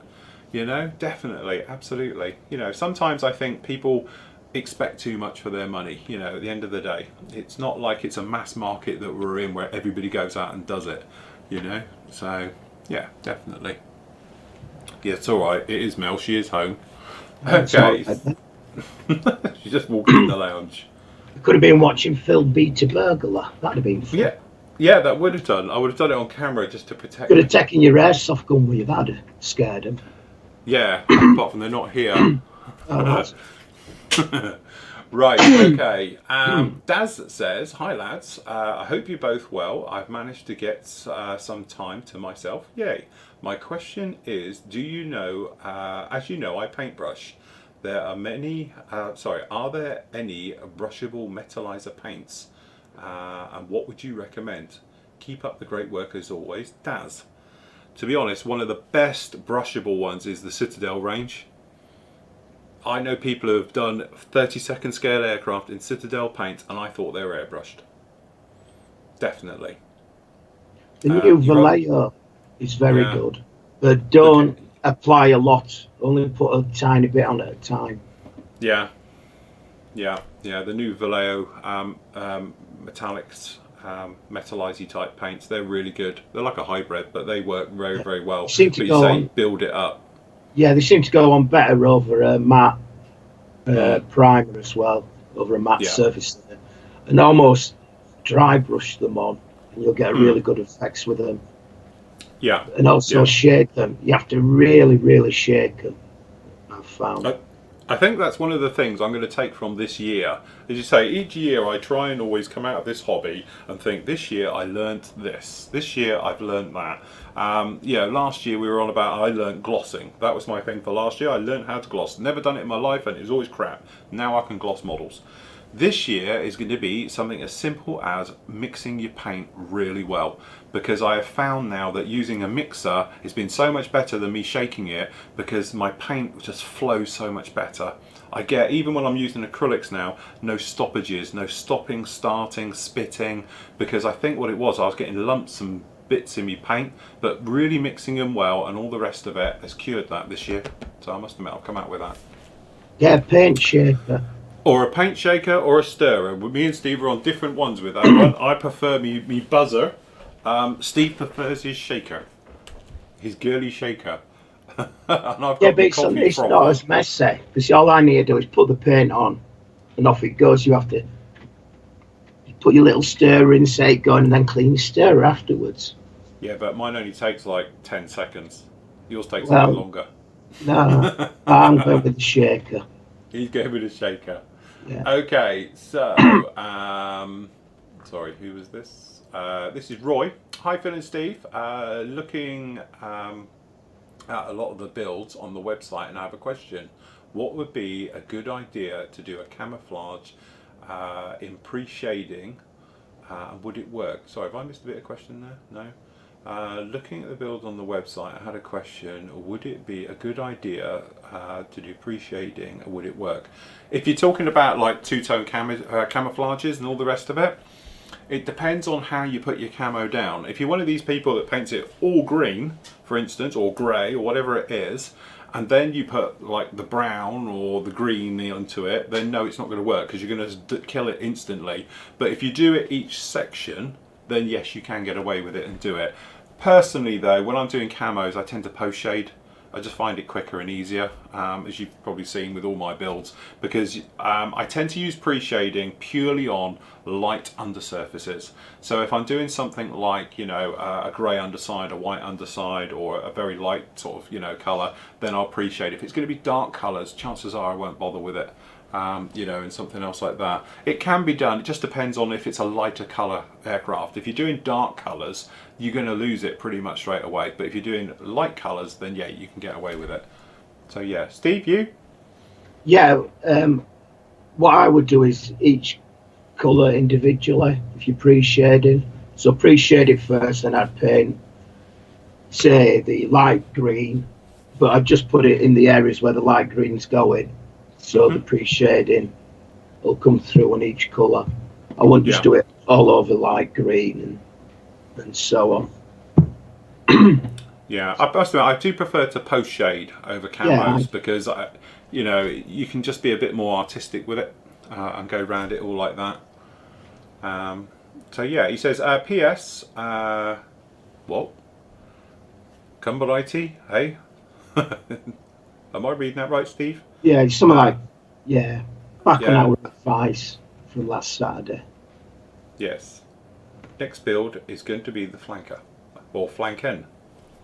Very nice. Yeah, but there you go. Again, if you're going to be doing the flanker, you can get away with pre-shading top and bottom. Yet when I did mine, I didn't bother with it at all. We just went straight in, I think, and you know, you can go in and do it that way. Because when you're sort of doing touch-up works and all the rest of it, and post-shading afterwards, you can lose the pre-shading anyway. So you can just save yourself a little bit of time on it. But undersides, definitely. Okay, David says, hi Phil and Steve. In your previous Q&A, you asked about the Tacom Renault FT17. This is about the same kit, but the camouflage. Each of the patches, I presume it means is a different colour of the camo, are edged, the surround, with the black bead colour. How can I achieve this type of scheme? I have no idea where to start. Oh, I know the one you mean. Loving the way you do the site. Love the way the site is heading. Regards, David. Now, who was it who used a Sharpie and did it with it? I don't know, but you One of can our use it. members, yeah, did it with a Sharpie, and it worked an absolute treat. Because we did all the camo, those blotches, and you say you got that black heavy line going in between it all, and I'm pretty sure he did it with a Sharpie. And it worked. It looked absolutely fantastic. But I think because you want that hard edge line, you're going to have to hand paint it. I don't think airbrushing will be an option, although the only way you could literally do it is to cut out each patch, put them on, so it looks like a flagstone floor with the grout sort of in between it all, and do it that way. Personally, if I was doing it, I would probably give Sharpie a go, because I use Sharpie for doing the red warning stuff around aircraft, and it works a treat. But yeah, I'm pretty sure we used a black Sharpie, but if not, you can actually get the, I think they're doing for Gundam, those pens as well, which is like lacquer paint in them, and you can draw them on and put them in like that. Gundam, they do a set, they call them like, you know, for painting pens, and they can do them like that as well, and you could get a black one and run around it and do it that way. Or just black paint, you know, as you Yeah. say, the usual ways of painting black paint. Put a retarder into it so you don't get the brush marks and all the rest of it. Like Steve has said before, the white top Vallejo paints are great for hand painting, and literally just go around and put them all in by hand. I think that's probably how it was done in the real world. I don't know, Yeah, Steve, was it? yeah, that's probably was. I just use normal black paint, just decant a little bit into a little mixing pot, and just put a drop of retarder in, a little bit of thinners, and just brush it on. And the retarder will obviously means it'll dry a lot slower, and you'll get a nicer line all the way around without any brush marks. Yeah. Yeah, the thing is say when you're hand painting acrylics and stuff like that, technically they're not designed to do it. But like Steve was saying, if you use the Vallejo white top paints and do it that way, you know, then they flow a lot better, and you don't have any real problems with it. Yeah. Okay. So Neil's back. He says, "Rue my reluctance to post up. I've been burnt in the past. That's what I'm saying. And I guess I'm in my my what? Harshest. Oh, sorry, harshest critique." So many more to do with the confidence than do with anything else. I've got a ton of great kits, Tamiya 32nds, etc., etc. But I've not got the confidence level where I can feel I can attempt them without feeling like I'm wasting my money. I'm in the hobby for the long haul, so it don't really matter if they are here for years. I would like a way of looking at one of those kits and thinking I can do that.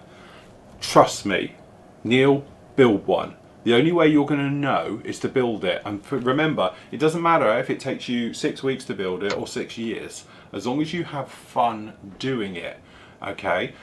I always say that people, they're like, oh, I couldn't build that, I'm terrified of building that kit. As long as you got the basics of construction and filling, okay, the rest of it, you can just do it as many times as you need to, okay? So as long as you can glue bits together cleanly, okay, as long as you can sand and fill seam lines and all the rest of it, and trust me, if you're dealing with those kits, you're not going to have many of them anyway, I would say get on with it and build it, okay? The rest of it is all stuff where you could learn on the go. Okay, because I know so many people have got beautiful stashes with really expensive kits and they won't build any of them. But the only way you're going to know and push yourself is to literally have a go at it. Okay, and again, do that thing, start a build. No one's going to be criticize you or give you flack or anything else. No one's going to burn you, because if they do, they get thrown out. You know that. Okay, literally. And then when you get to a point where you're not too sure, either just ask me and Steve, post up here and all the rest of it, pop the photos up, because then we can advise you. It's very hard to do it when people just say to you there's a problem, and that's why we do these shows and we can put the photos up. So me and Steve, or whoever we've got on, or all the members, everybody on the forum can look at it and say, right, what you want to do is try this, try that. And what you'll find, or hopefully you'll find, is you might get 4 or 5 people give you 4 or 5 different ideas. Use that pool of information to find out what works for you, because trust me, they won't. Some things work, some things won't. I know guys who build one way. Steve's a classic. Steve doesn't build anything like I build. Okay, but I take stuff from him. I'm sure he takes it from me. And that's the great thing about it. Some stuff works, some stuff doesn't at the end of the day. But you need to do it. Okay, so I would say if you've got I don't know what you got there, Tamiya 32nd stuff. I don't know if you're talking the bigger modern stuff or the older ones. They're all great kits. They're going to fall together, be really easy to work with. But what you can do is you can refine your techniques on the fly as you do them. And trust me, you will surprise yourself. Absolutely. It's all about pushing yourself, sometimes taking yourself out of the comfort zone. And I've done that more than most doing this job, hobby, whatever you want to call it, because you guys have had me work well out of my comfort zone. World War One wing nut wings. Hate the thing. Never go near it. Now I build one tomorrow because you guys made me do it. Yet the thought of doing wood effects, rigging and all of that were totally terrifying. To be honest, I know it's not perfect, but it's not my thing. I'm not into it whatsoever. I've done it, loved it, absolutely thought it was great and all the rest of it. Okay, and then other things we've done trucks, we've done pearlescent paints, we've worked our way through it. To be honest, right the way through to the Dolphin helicopter, we knew it was going to be a handful. That's why it probably would have sat in me and Steve's stashes for years and we wouldn't have ever done it. But because we were sort of thrown into it, we said we'll do it together. Actually, they turned out really well. We were both very happy with how they turned out in the end. So a lot of it is a little bit of confidence and a little bit of pushing. So I'm pushing now. Get it up there, get a build thread done, and we will watch it. And as you get to a point you're not sure about and you're just thinking, how would I tackle that? Ask. Just post up and say, right guys, how would you do about this? Or just put it up on here, shoot us the link and we can go to it on here and I can say to you, right, well looking at it, I would say, have you tried this, this and this? And just a little nudge, sometimes you will surprise yourself. Because I know guys who've said to me, oh, I could never do that. And then literally within a couple of months, I'm looking at their work thinking, how the hell did they do that? Because that's stunning, you know? Really good stuff. The classic example for this, was it Mark we were talking about a minute ago, did the mech that won the bit of prize that we did. He told me that was the first time he'd done it, and I was like, you've got to be shitting me, because that is absolutely stunning. The way he did the metal work on it and all the different colours was so in scale, it just looked like real metal but in scale, because obviously if it was real metal it wouldn't look right, but he'd done it. He's like, well, I just did a bit of this and a bit of that and it sort of worked, and it was like, shit, I would absolutely never be able to do that. And I've been doing this job for the last 20 years professionally and been doing it for the last 35 years as a hobby, you know. So from my point of view, trust me, you will surprise yourself at the end of the day. So there you go, Neil, this is my little thing to you now. Give it a go, you will enjoy it. Like I said earlier, Neil, when I joined this site, I didn't even know how to fill the model properly. Hmm. And that's 8 years I've come on. And it's just by giving it a go. And what you find with what I'd personally do if I were you, look to see what kits you've got when you want 30 seconds that are the same as what Phil's video builds are. Yeah, And I'll build build along one of with them. his video. Just build along with it. And Hmm. the more expensive the kit, the more you'll take your time and do a really good job. You don't rush into it as much as if it were a cheap one. You just sit back, take your time, and just go for it. And Unless you remember, break, just yeah, break that barrier of get you, that's it. just go with it. But watch building along with Phil's video is the best way of doing it. Absolutely. And the thing is, what I try and do, and I think what a lot of people forget, is that I tend to build one what I enjoy mainly. Occasionally you get me to do something horrendous, but normally I build what I enjoy. But also I don't try and do it to a level where it's unachievable, because I could. I'm not trying to sing my own trumpet here, but if it gave me 6 months on my own, I could probably turn out something absolutely incredible and scratch built and all the rest of it. But what I always try and do is make it so it's attainable. So you too could do that type of thing. I'm not trying to show you a technique that is so complicated and stupidly over the top. And trust me, I know there's modelers out there who do that just to make it so it's so difficult other people won't do it, because they want to be on that level. I try and get you to a point where you can build it. So to be honest, like this guy here, and okay, I'm not going to go back over all the flack we had about it and all the rest of it. The whole point, I put this together the most simplest way possible by painting on the sprues and all things like that, okay, is so you guys can see that, look, you can put something together like this with no hassle whatsoever. So that perhaps you think, oh, that was great, it looks fantastic, Phil just chucked one together, it must be a doddle, and you go out and buy one. Because that's what I'm trying to get you to do. I'm trying to keep you in the hobby and to do something. There's no point me doing these super builds and doing weathering, which nobody else can do. Because the thing is, nobody's going to want to do it. And it's going to be that thing, well, yeah, it looks fantastic, but I can't do that. There's no point trying to do that. That's why in some ways, and I'm sorry guys, yeah, I've got good friends of mine who all write for magazines and that, but you tend to get the guys who build it and it's straight out of the box and people can see exactly how they've done it, got great techniques. You get other guys who build stuff that is so far too good that nobody else could ever build it, because it's too far advanced, it's too big a technique, it's too big of a step that they can describe it in a magazine, because you would need to write a novel to be able to learn the techniques and all the years of knowledge they've done to produce something. Well, that's no good to anybody, because you're trying to keep people into it to bring people on. If you want to do those types of builds, build them for national competitions and put them in for that, okay? But if you're doing it for a magazine, that's really the wrong thing. You want to do it so everybody's obtainable and you can build it and do it, and that's what I try and do. I never try and do something that people can't do, and I'm just building really for the average Joe. The guy who wants to bring his up to a certain standard, and the guy who's, we've got guys on our site who are far better builders and than I could ever do, okay? But the thing is, I could probably go to that level, but it would take a long time, and I'd be showing you stuff that you probably just lose interest in because it takes a long time to do it and all the rest of it. Okay, so from that point of view, I always try and build what is obtainable. So with Neil, for instance, as I say, if I've got it down in there, then do it. If you've got the Mustang, do the Mustang. If you've got the Spitfire, do the Spitfire. We've done full video builds on those. We've done the the Phantom up there in 32nd. I know technically I super detailed that one. We did the engine for it and the cockpit and all the bits and pieces, but the build as a whole is all exactly the same. Okay, and have a go at that. And if you are planning on doing the Tamiya F16, then shout me and then wait and I'll build it with you, because I'm planning on doing that one in the future as well. So yeah. The whole point is that we're all here, and I hope Steve does, I won't speak for him, but I hope he does this and shares his knowledge to try and show people how easy it is to do things. Not how hard it is, but actually anybody can do it. It's quite straightforward, just follow these basic steps and anybody can do it, because that's what I try and do. I don't want to sort of make it so complicated you can't do it, or you don't want to do it because you could never do it. I try and make it so everyone can do it, and that's my point. It is, yeah. Yeah, I'd go with same. For us, it's passing the easiest way of doing it. Each technique, the easy way, because some of these who write for magazines, it sounds so complicated. And even some of the videos, you haven't a clue what they're doing. You start waffling on and the science behind it. Well, I'm not interested in this. I just want to know how to do it. Yeah. I don't want to know the particle makeup of the pen and This is why it reacts with so. Who cares? How do you do it? Really Yeah, easy, simple terms. So yeah, definitely. just build it. Just go for it. And yeah, once you start doing it, you'll absolutely love it, and you'll wish you'd done it years ago, months ago, years ago. Hmm. It is because as you say, we've all been there as well. That's the big thing to all of us, Neil. We've all been in that situation where, and even me, I remember years back, I bought a couple of kits and I didn't want to build them yet because I didn't know how to do a certain bit on it, and they sort of sit there gathering dust. There's a lot of money sat there gathering dust doing nothing.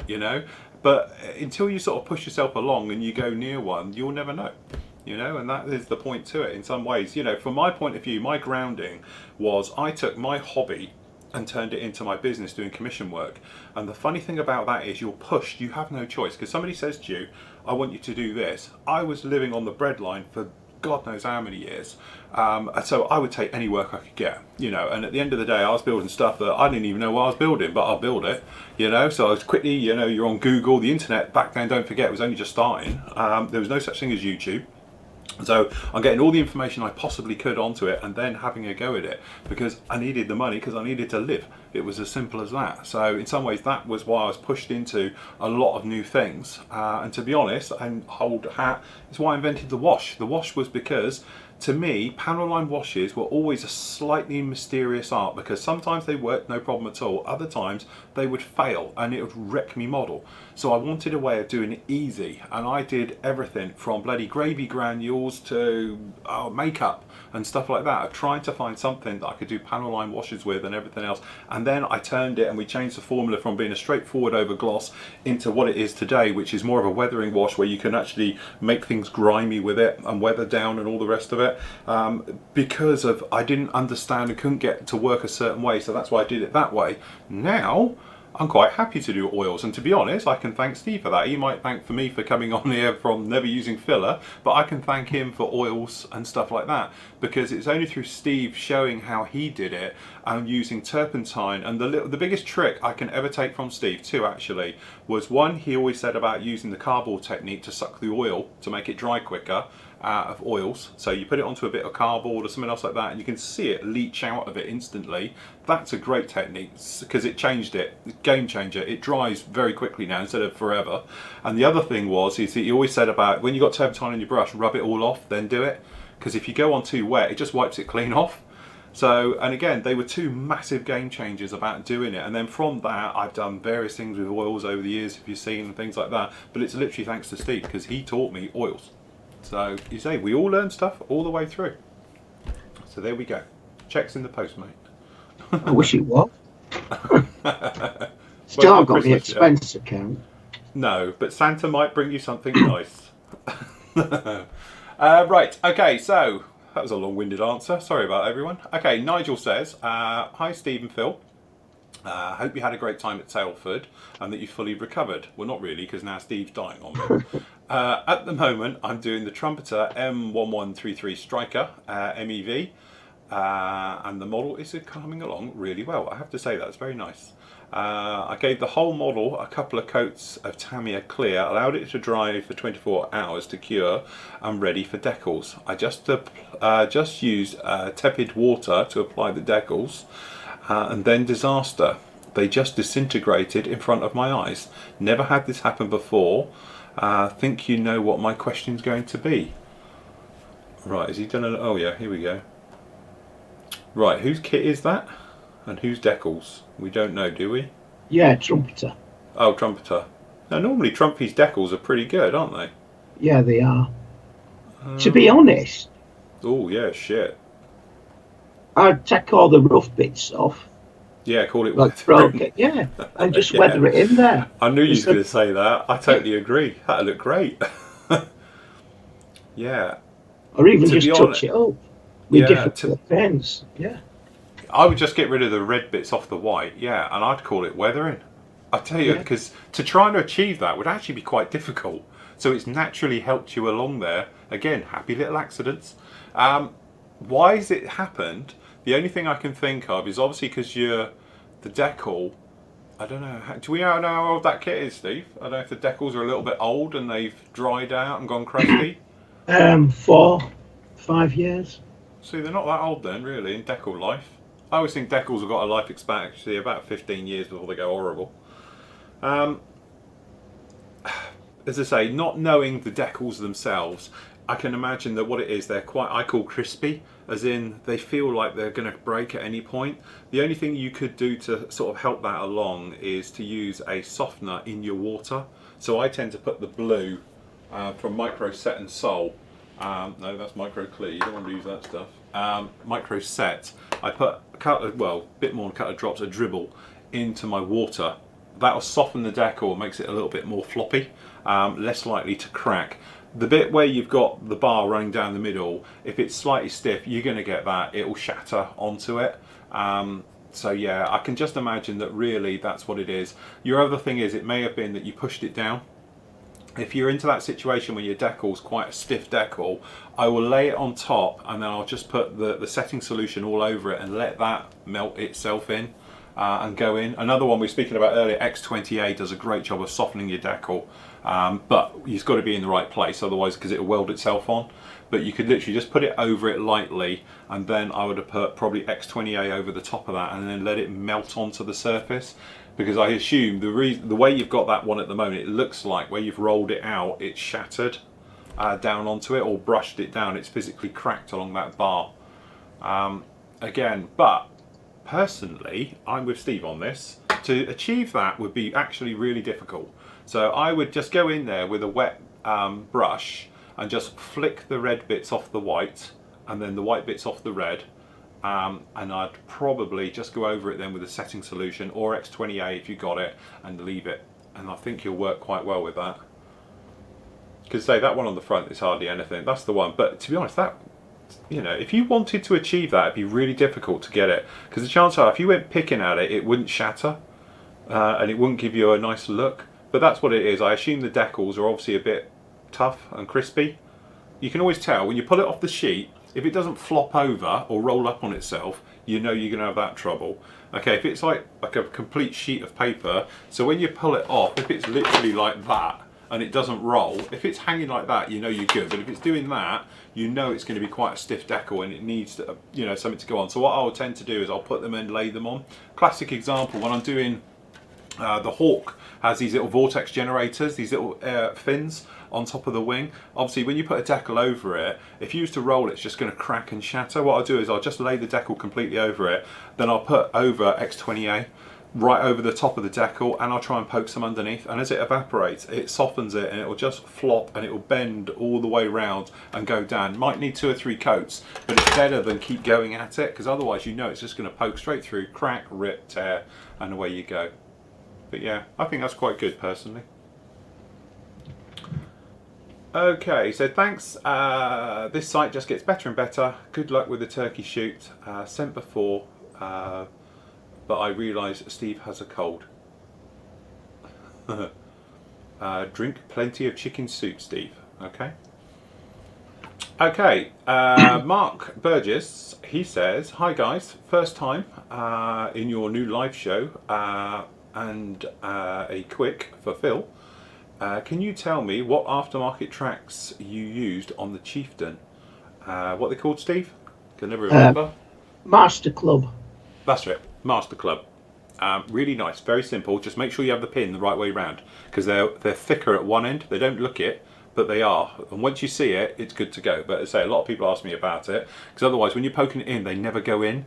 But that's because they're tapered at one end thicker. So when they go in, they wedge. So if you've got it round the wrong way, they're a bit of a handful. And the nice thing with those, they don't have the bolts on the end that you have to put in afterwards, like the frill ones. Hi Phil and Steve.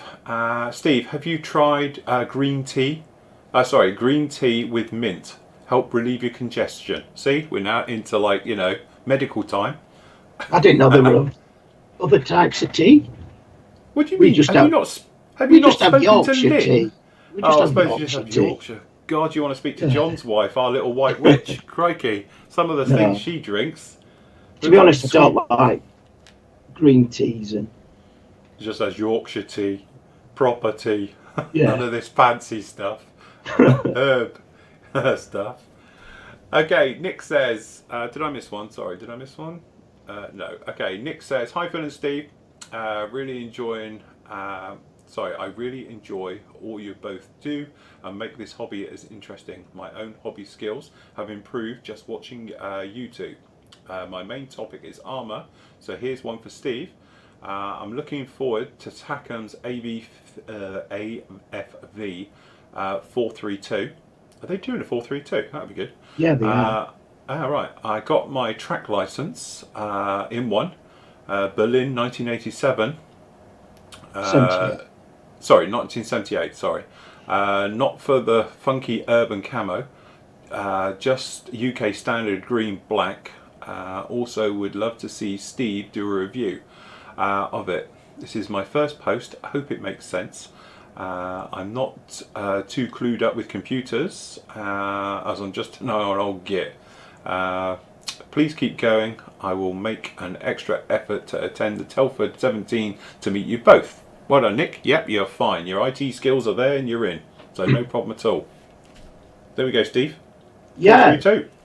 Well, I've actually just at Telford bought the 434, which is the engineering version of it, in 1 to 24th, big kit form services one, which I'm looking forward to building. But yeah, I'll probably give it a go, one of the smaller 432s.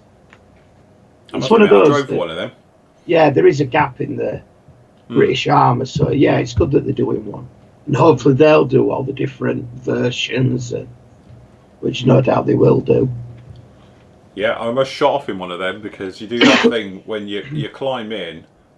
First time I drove one of those, I put my foot straight on the throttle as I'm getting in. So it's like, spread up and all the rest of it. So yes. And it's the only one that I could drive comfortably because when you're 6'4", getting in a Chieftain isn't fun. And even with the Abbott as well, you clout your head a bit. So anyway, so yes, very good on those. Okay, Yost says, hi Phil and Steve, it's been nice to meet you both at Telford. Quick question, any idea if the AK washable agent works with Tamiya acrylic paints? As Tamiyas aren't 100% acrylic. I've tried to do some research without results. It was nice to meet you as well. Very good, I remember you at Telford. This washable agent, have you seen it? Comes in like a jerry can. Yeah. Bit weird stuff. Is it literally like fairy liquid for acrylics? I don't know. I honestly don't know. It could be. You could probably make your own using distilled water. Don't say that. There's a certain other company out there. It'll suddenly be a new product. Yeah. Well, I'll give you the recipe for free. Probably distilled water, washing up liquid. Yeah. To break the surface tension, that'll probably do it. That's what I thought.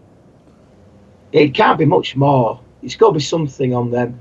I don't know. Maybe they've put a bit of retarder in that. I honestly don't know, but I haven't seen it used yet, and I have, to be honest, it's available. I've seen it, but I can't see the point of it, if that makes sense. But well, they're thinking.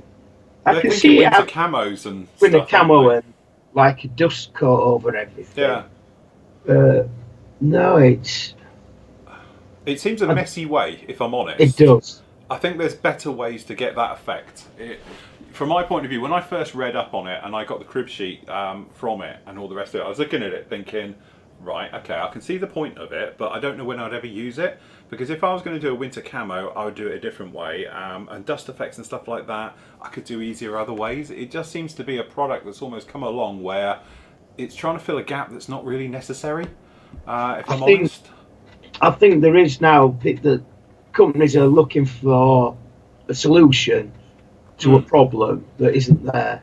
Yeah, trying to all come up with these new types of products, so everybody will rush out and buy it. They make a quick few bob, a bit of money, and then you won't see many of it, and everyone will have this half-gallon container stuck on the bench of washing up liquid. Yeah, yeah. I don't know. As you say, it was. Do we need it? Yeah, that's right. Do we need it? It's a funny product. As you say, I'm only saying this because I haven't used it, tried it. It could be fantastic. It's just that, from my point of view, if you're doing winter camos and stuff like that, I think there's other ways, that will probably give better effects. But as I say, I haven't seen it used yet. It could be a dream. It's just I can't think even when I'd ever used the stuff. So a bit weird, that one. I don't know where to put it, but I do have some of their washable paint somewhere that I never tried. Yeah. And all you Yeah, a got to bit do weird is that one. just stick it on your model and then rub it off. So Hmm. it seems like a acrylic and very quick way of doing the hairspray technique. See, the other technique that obviously you could use for doing things like that, and I used to use it in the past, is that you would seal your model completely. So you'd put a clear coat right over it, and then you'd put a top coat of a very soft acrylic over the top, i.e. Model Air, okay? And then I don't know if you've ever done it, but if you take warm water, and I mean proper warm water, and put it over it, it shrivels up.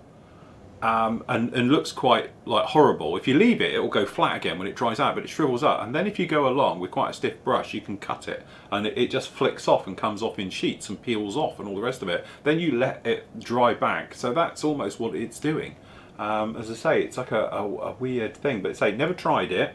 So, and I just don't know when I'd ever use it. So it'd be one of those things I can imagine a lot of people have gone out and bought it because it's a new product and now thinking, what do I do with it? How do I use it? Which is apparently what a lot of people do. But yeah, Seems as different. though they've nicked it from the world of decorating, don't it? Where they say you take your can of emulsion, put a blob in Yeah. a container, Hmm. add a load of water, and then you can put a thin glaze over stuff and then go back Yeah. and rub it off. And I don't know. Yeah. It We'll is have to get weird some. stuff. Yeah, and I'll think of something to try it on that I can never think of. Okay, Michael says, all right, lads, with the turkey shoot SIG coming up, any chance I would able to enter this? Trying to work out what it is. It's Oh the yeah, it's a airball. resin. Yeah. Yeah, I've got it. Yeah, I was just wondering what it is. It's the resin patch that you paint up. Is it 3D printed? Looks like it. Looks like, because of the lines all over, it looks like a 3D printed one. No way I'd have time to pick a kit. Of course you can, Michael. Yes. Don't forget, this is quite a relaxing one. It's just supposed to be. All you've got to do is do it in 4 days. That's the only rule. So, absolutely. If you've got not time, we'd love to see that one. Paint him up. Go for it. Looks like it's 3D printed. Looks quite good actually. Yeah, that's right. A little bit different. Oh look, somebody's put up a picture of the washable agent. Oh yeah, sorry. Did that not come up before? Or somebody added a photo to it. There we go, that's the stuff. Washable agent. It's been added. Oh Oh, yeah. yeah, I didn't see it yet. Oh yeah, he's edited it in there. Works on acrylic. Normally Tamiya paint using colours and lacquer paint, so I'm wondering if AK products work. To be honest, I don't think it would work through an AK lacquer paint because that stuff dries like a brick. I can't. I think it needs to work with a traditional washable soft acrylic. It'll probably work okay with Tamiya if you're using like X28, but I wouldn't put lacquer thinners through it because that would really lock it down. And also you could end up with, like we were talking about it recently, the crazing effect where it just cracks like hell, because that stuff will be, whatever it is, in its little jerry can, it'd be a little bit odd, that one. Okay, so last 2 questions. Hey Phil and Steve, quick question about primer. Just putting the finishing bits together on my first build, and I was wondering, Stynylrez or AK Prime and microfiller. As I've spoken about it a lot there, Tony. Personally, I prefer the AK microfiller. Steve prefers normal acrylic paint. So yes. But then again, on my Boba Fett slave one, I used Tamiya's Oh yeah, you used surface the. primer. It was all right, wasn't it? Oh, it's fantastic. Perfectly smooth. You know, it's brilliant coverage, and it's gone on a treat, even though his leg's just falling off. But I yeah, do when that happens. yeah. But no, it gave a really, really nice finish. Stynylrez, there's nothing wrong with Stynylrez. Quick recap if you're new to all of this. The problem we have with Stynylrez is that it goes thick in the bottle and nobody seems to know why. Some people have problems with it, some people don't. There tends to be a general inconsistency with the formula. Some colours don't seem to do it, others do. I've got a bottle of black that literally I opened it and within 2 weeks it had turned to toothpaste. It literally came out like an oil paint almost out of the thing. My grey did it as well. My white never did. The white was fine all the time. Other colours I had trouble with it. It wasn't just me. The forum, the site, everything, 4,500 members and all the rest of it. The ones that seem to have it, a few literally never had a problem, but most seem to have had it thickening in the bottle. And yours didn't, did it? Yours is all right. Yeah, mine's Or is it? fine. The Yours is grey fine. one. Yeah. There just seemed to be a little bit of inconsistency with it. The difference between the primers as well, the Stynal Res one is probably the best one if you are trying to hide a few little problems. When we say little problems, we're not on about big gaps and joints. It's never going to do that. But if you've got little problems, it will get rid of them beautifully. It's a fantastic product, don't get me wrong. You can sand it, it's great, no problem at all, okay? The microfiller one is just basically a primer. It's never going to hide anything. If you've got a scratch, a mark, a fingerprint, it will show it up like a barn door. That's why I quite like it, is because then I can go back, sand it, take care of it, and being sort of, you know, a lacquer-based paint, you can literally just respray it within seconds, and away you go, and all the rest of it. It's just that I just found it when I was trying to spray Stynal Res, it was so much hassle of trying to get it to spray and get going and having to thin it and everything else like that, because of course it's gone thick, you thin it, you'd be good to go. With me, I just grab a bottle of AK stuff, chuck it in, spray it, job done. It was just a speed thing for me, but if you got it, then just keep going with it. It absolutely works fine, but it's personal choice. Okay, last question. Mustafa says, hi Phil and Steve, do you know what happened to the Special Hobby Tempest 2? I was really expecting it to be released during Telford. I've seen the new Airfix B17 in the flesh. What is your opinion? I feel it's badly lacking rivets. That if Edar can do rivets on a small scale, why can't Airfix? I really enjoyed the show coverage. Last minute work pressures kept me away from my first visit, else I would have flown from Abu Dhabi. Keep up the great work. Well, the thing is, I haven't seen it, the Airfix one. To be honest, I was going to pick one up, but because of the pressures of the show, I never got round to it. I'm going to have to speak to Matt and see if he can get me one. I'm sure Matt can get hold of me one, and I'll get hold of the P40 as well to have a look at both of those. So I haven't actually seen it. I've seen pictures of it, but I haven't seen it in the flesh yet, so I can't really comment on that one. As for the Special Hobby Tempest 2, do you know anything about it, Steve? What was the one the boys all bought? That's what they bought. They had the Yeah. Mark 5 and the Mark 2 there. Ah, right, They so did it buy is the out. Mark 2. Yeah, I'm sure Yeah. they did. I was going to say, I know a couple of the guys. I'm sure Andy bought the Mark 2, wasn't it? Yeah. So yes, it is out because I've seen it. The boys, you know, the Northern Fob, they all went off and bought one by the looks of it. Quite a lot of them, to be honest. So yes, as far as I know, it is out. As for the B17, like everything, you know, we don't want to get into a bitching fest about what company can do what and all the rest of it. The finest detail I've seen on a model kit has actually been probably Edard stuff recently. Somehow they've got it so much down packed. It looks absolutely fantastic. Very, very clever stuff. Airfix, obviously, you know, as I say, things are done to a price with Airfix and all the rest of it. I've still got great hopes for things like their Victor.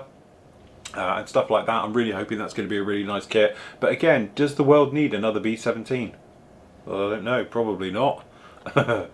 But yeah, they're certainly out there. Take your choice at the moment with all the B17s and everything. But as I say, I think Airfix, obviously they're trying to get into the masses, and the world needs Airfix, don't get me wrong, because kids, if you're new to the hobby, Airfix is where to go. They are very much focusing their business model in the UK market and all the rest of it. Outside the UK, a bit like Tamiya, you know, they don't seem to be pushing heavily in outside markets, but for the UK market, that's what they're trying to do at the moment. And again, it'll be a good seller, it'll go well, and I imagine it's in lots of Christmas stockings this year in the UK. Is it a great kit? Don't know. Be interesting to see what it's like. There's a couple So, more yeah. questions, Phil. Oh, is there? Sorry. But I've now locked the thread, so we can't get Right, any more. I'm just worried about you dying. Right, okay, so Neil's back. He's got a picture of his plane up now. Thanks for your advice, Phil. I think I'll get photographing what I've done so far and hopefully get some encouragement. Definitely. It's kind of odd. I've done 2 Wingnut Wings kits and love them. Yet less complicated kit, and I think that I can't do that. Look, if you can do a Wingnut Wings kit, you're going to be fine, because although they're brilliant kits and fantastic engineered, they're not easy. As a response to the challenge, here's the last kit I did. See, what is wrong with any of that? See, it's difficult to see because I'm a long way away and just seeing your photos. you're definitely being too hard on yourself, wouldn't you say, Steve? Definitely. Because what is wrong with any of that? I'm trying to find faults and I can't. You know, definitely, Neil, you're fine. It's time and things that come along to it. You know, if you want me to start being picky and all the rest of it, which is a classic example of this, well, look, you've got a seam line down here, right, and your wash is puddled a bit. But no one's going to see it because when it goes together, it's not even going to be there. So I don't know what you're worried about. It's fine, absolutely fine. But I can't see a single problem with any of that whatsoever. It looks beautiful. Fantastic work. And to be honest, Neil, I looked at your other one you put up there whilst we were talking. And yeah, that is great as well. No problem at all. I do have the 132nd F16, so I'll hold off until you start yours. P.S. Did you scrap the AMK versus Hobby Boss MiG-31 video? I realise that it might have been up to your spec, but it would be worth putting up anyways, just to get the feedback. To be honest, I have taken it off of YouTube as well. I did it, it's all up there and everything else, but I watched it back on YouTube before I was going to put it up, and I just didn't like it. And you know me, I'm a bit of, probably you've got your trouble now. When I do videos, if I don't think they're up to par, I just don't air them.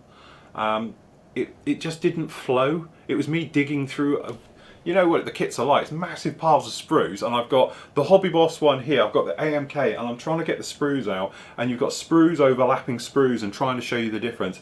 From my point of view, if I was going to do it, I should cut all the parts off the sprues, have a clean bench, and you do it properly. That's why I never aired it. And to be honest, I took it off of YouTube the other day because it was sat there as unlisted and it wasn't released.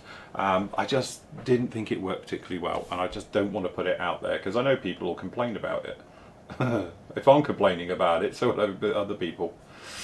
Okay, so that's it. That's definitely a deal then. Right, we'll both do the 132nd Tamiya F16. I'm going to do mine with the engine so it can be in and out and all the rest of it because I've got the CJ. So we'll definitely do that. I've been sitting on that kit for the last 10 years. I might as well build it. Okay, Alan says, hi both. Just got back. Just going back to the post regarding the amount that kits in your stash and what is the correct amount. My wife blames you. I know, I get this a lot. Whether I talk about getting a new kit, I get it. I suppose Mr. Flory said it was a good kit, or I suppose Mr. Flory told you to buy it. So Phil, the amount of kits I have is down to you. Great site, enjoying listening to you both.